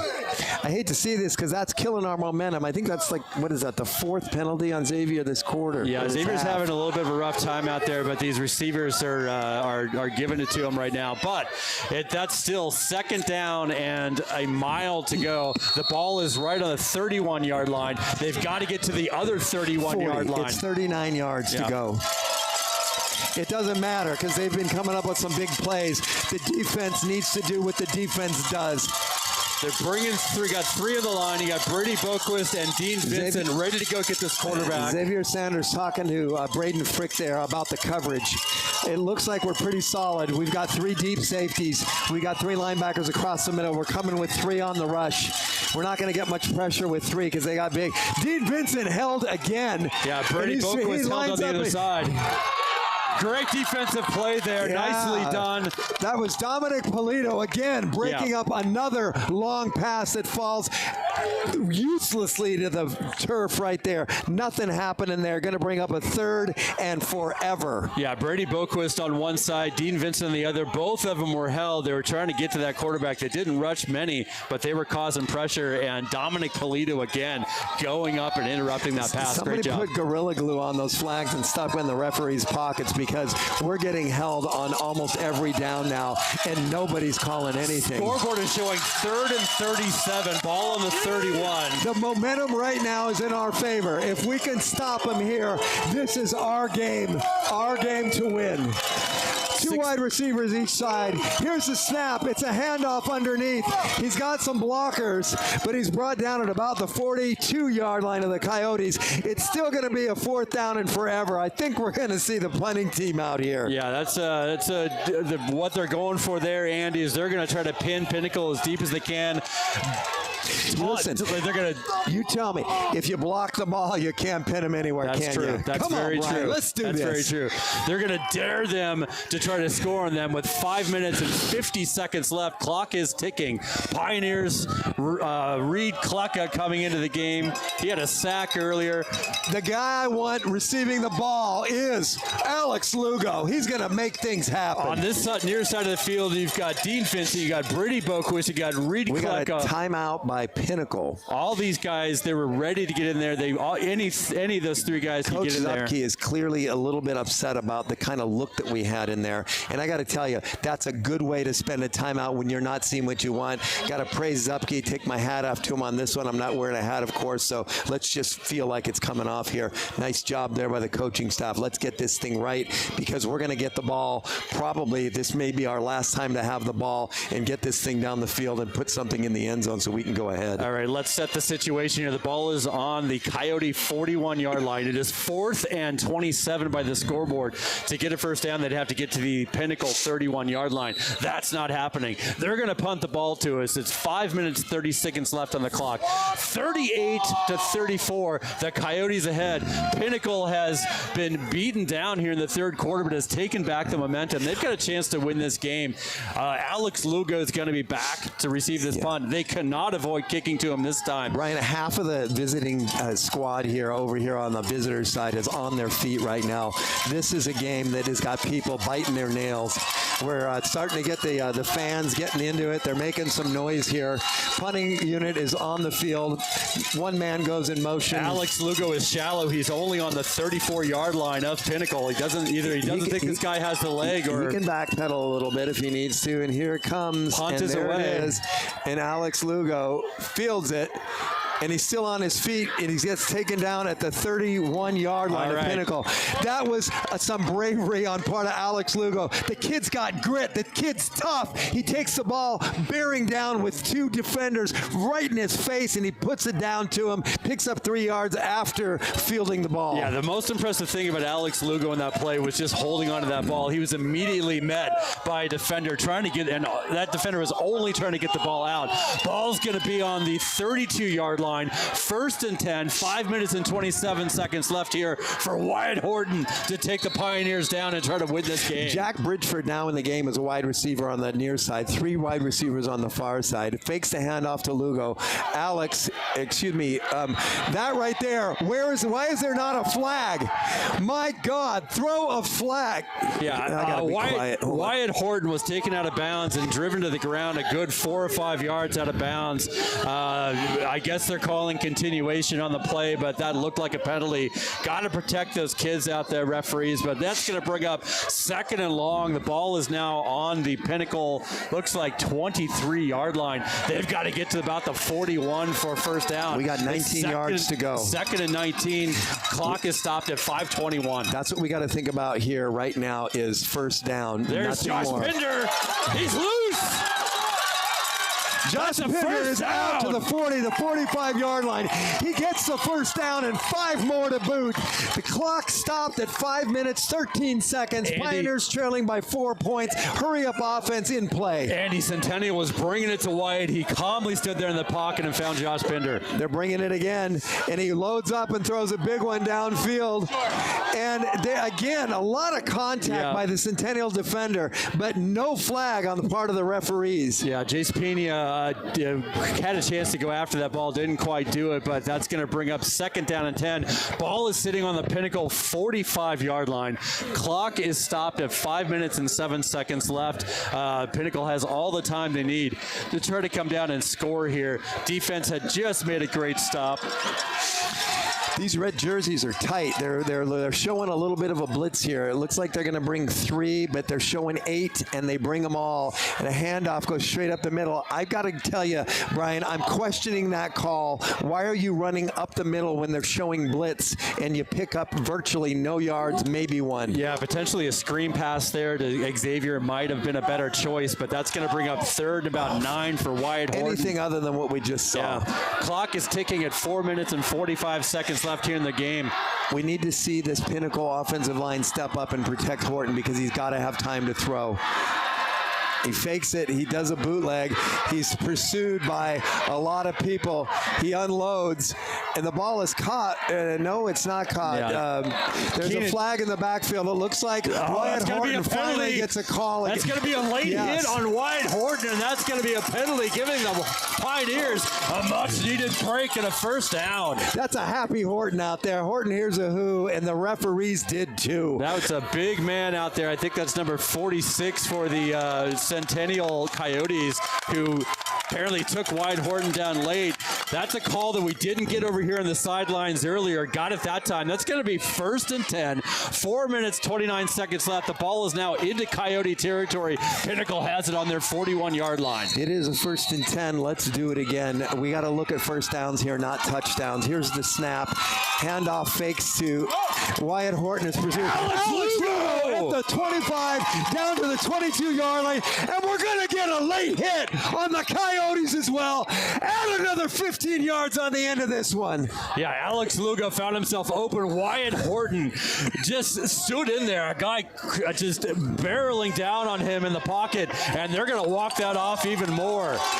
Just remember one thing. Wherever you go, there's Lugo. Lugo, that's right. Alex Lugo having quite a game here. The ball's going to be sitting, when it comes down to it, on the 10-yard right line. about the 10-yard line. 4 minutes and 24 seconds left here. Pinnacle has to score a touchdown. They don't have the luxury of trying to kick a field goal here. They've got to score a touchdown. You'd love to see them try to run some time off the clock.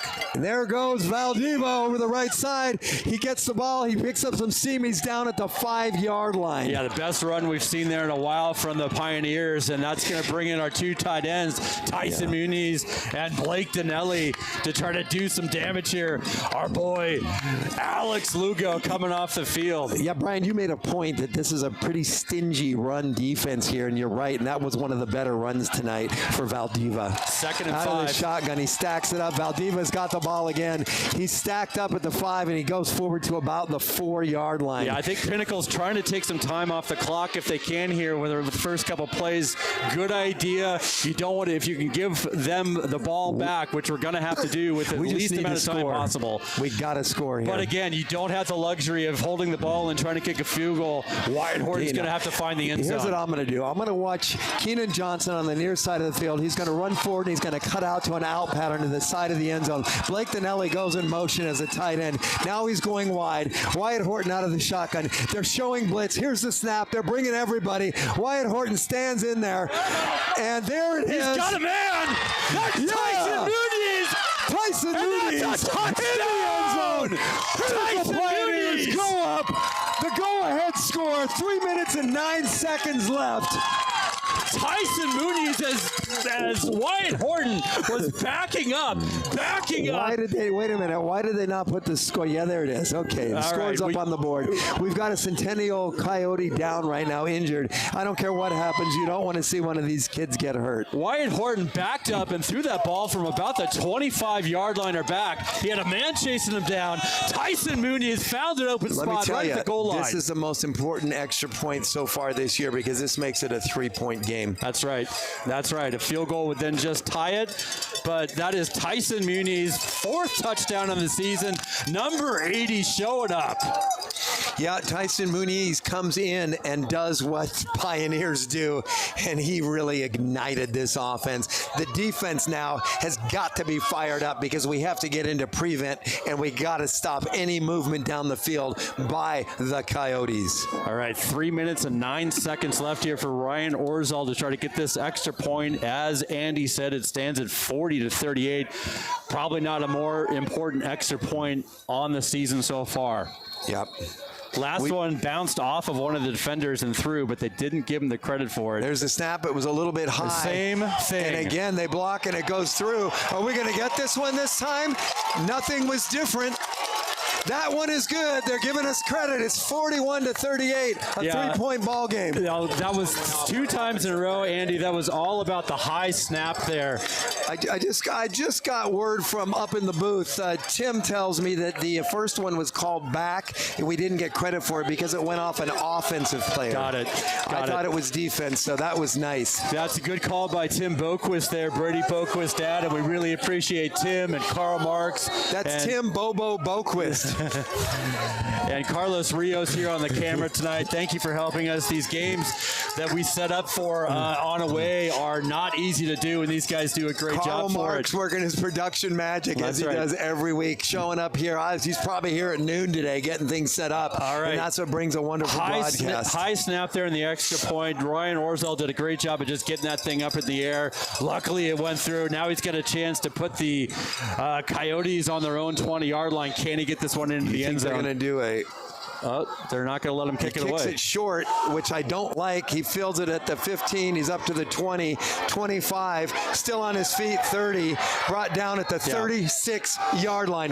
Why are we not kicking this ball deep? I don't have an answer for you, Andy. The Achilles heel of this team in the first half of the season was exactly that, not kicking the ball deep and then letting a 20-yard return put them at like the 40-yard line. Brian, have we learned nothing? Well, right now we're going to learn that we are sitting at the 36-yard line. There are 3 minutes and 2 seconds left. Your Pioneers have the lead, 48-31. A field goal ties it. A touchdown would win it, but a defensive stop would win it for your Pioneers. And that's what we're going to see. I got the faith. I think we're going to see it.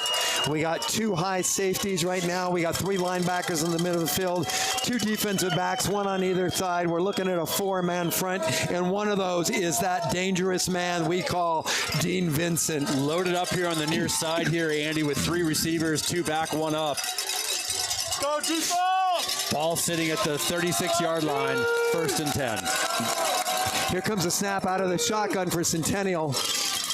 There you go. He's looking left, throwing left. The receiver, the defender fell. That was Xavier Sanders ball slipped is down. going to be very close to a first down. Yeah, receiver did a good job of getting out of bounds. Only 5 seconds came off the clock there. It's 2 minutes, 56 seconds left here. Balls should be a first down. They're marking it at about the 46-yard line. The Coyotes have their full complement of timeouts, which is 3. And what did they do? Would they call another penalty? That's a personal foul on Pinnacle. That's going to bring the ball down to the 39-yard line at Pinnacle. I'm not sure what could have happened there. We didn't. Not sure, but that's probably the 4th or 5th personal foul penalty that's really killed Pinnacle tonight. This is a lack of discipline. That's all this is. Yeah.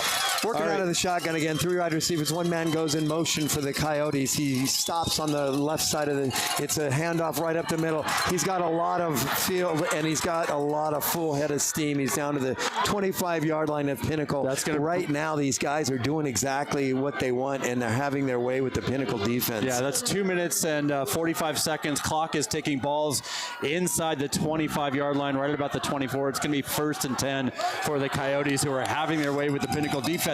That being said, this is where the Pinnacle defense can show up. Bend, not break. They don't even want to bend, Andy. Turnover, we go a long way here. We got no room to bend here. I think they're going to keep running because they're having success and they're taking time off the clock. Man goes in motion.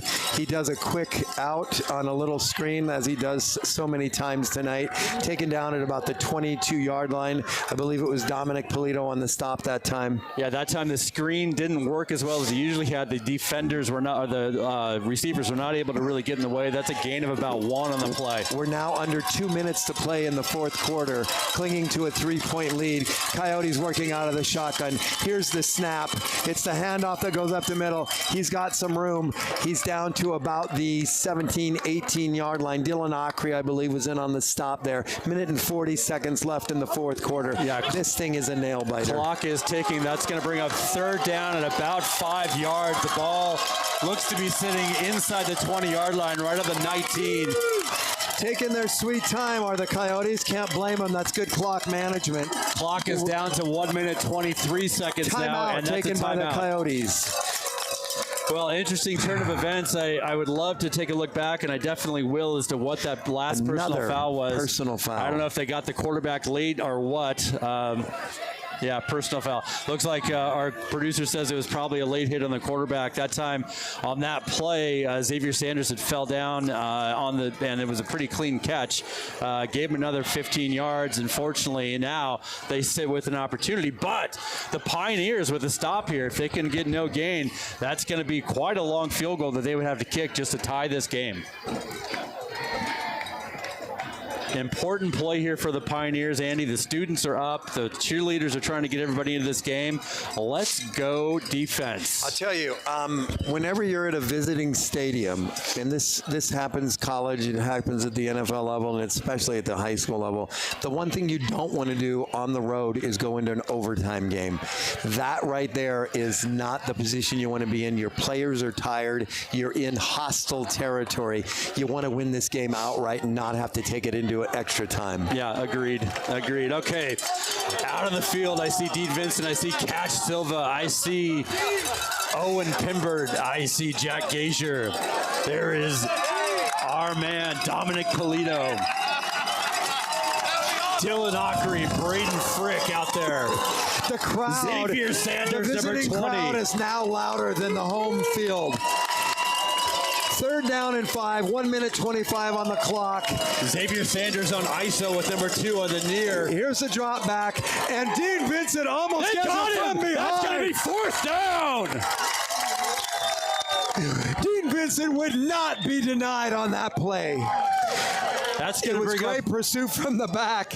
And he was tripped up by Dylan Ockery, and then Dean Vincent put the explanation point on the That play. should go for a sack for Dean. He got that quarterback from behind. The ball's now sitting a 1-yard loss on the 20. It's got to be 4th and 6. They've got to kick a field goal. This is just to tie the game. The clock, folks, is ticking. It's at 50. That's 50 seconds. They're going to call a timeout with no time. Yeah, 38-41. Your Pioneers in the lead. Yeah, that's a lot of pressure on a high school kicker. Yeah, this would be about a 20. We got the momentum. I think we're going to block this one. 37-yard field goal. It's up.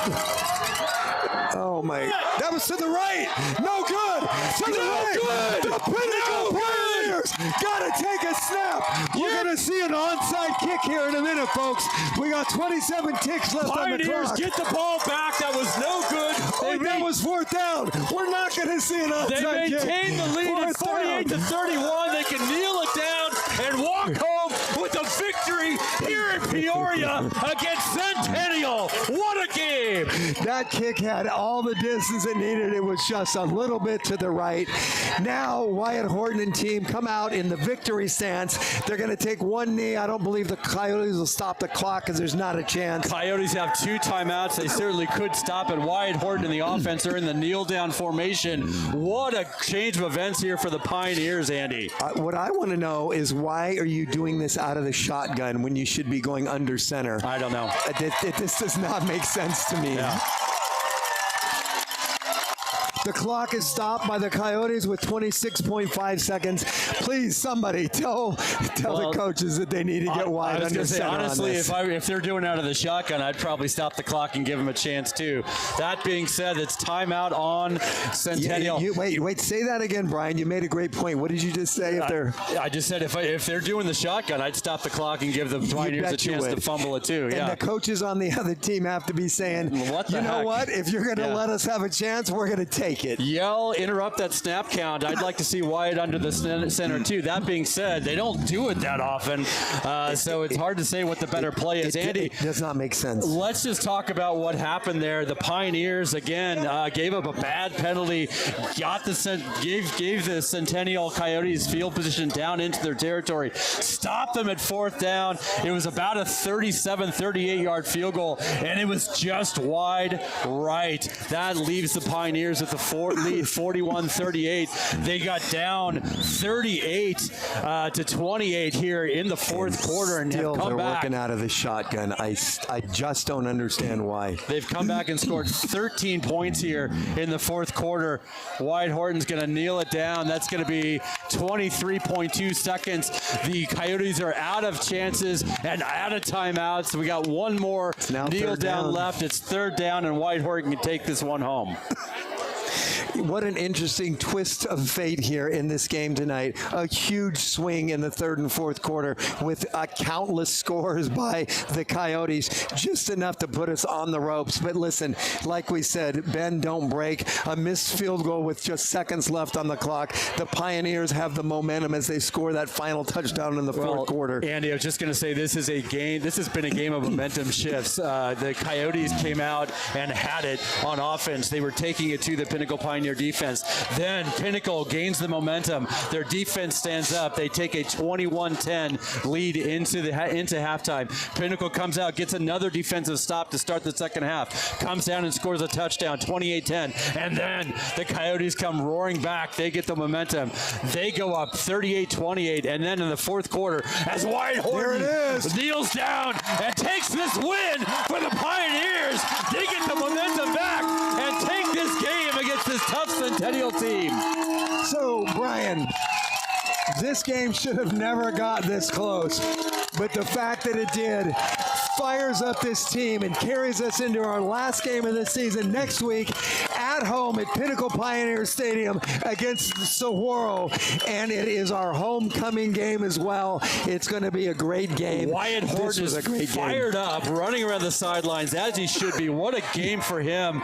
Last-minute touchdown to Tyson Muniz in the end zone to seal the win. Then the defense comes through despite penalties and makes the stop for the field goal block.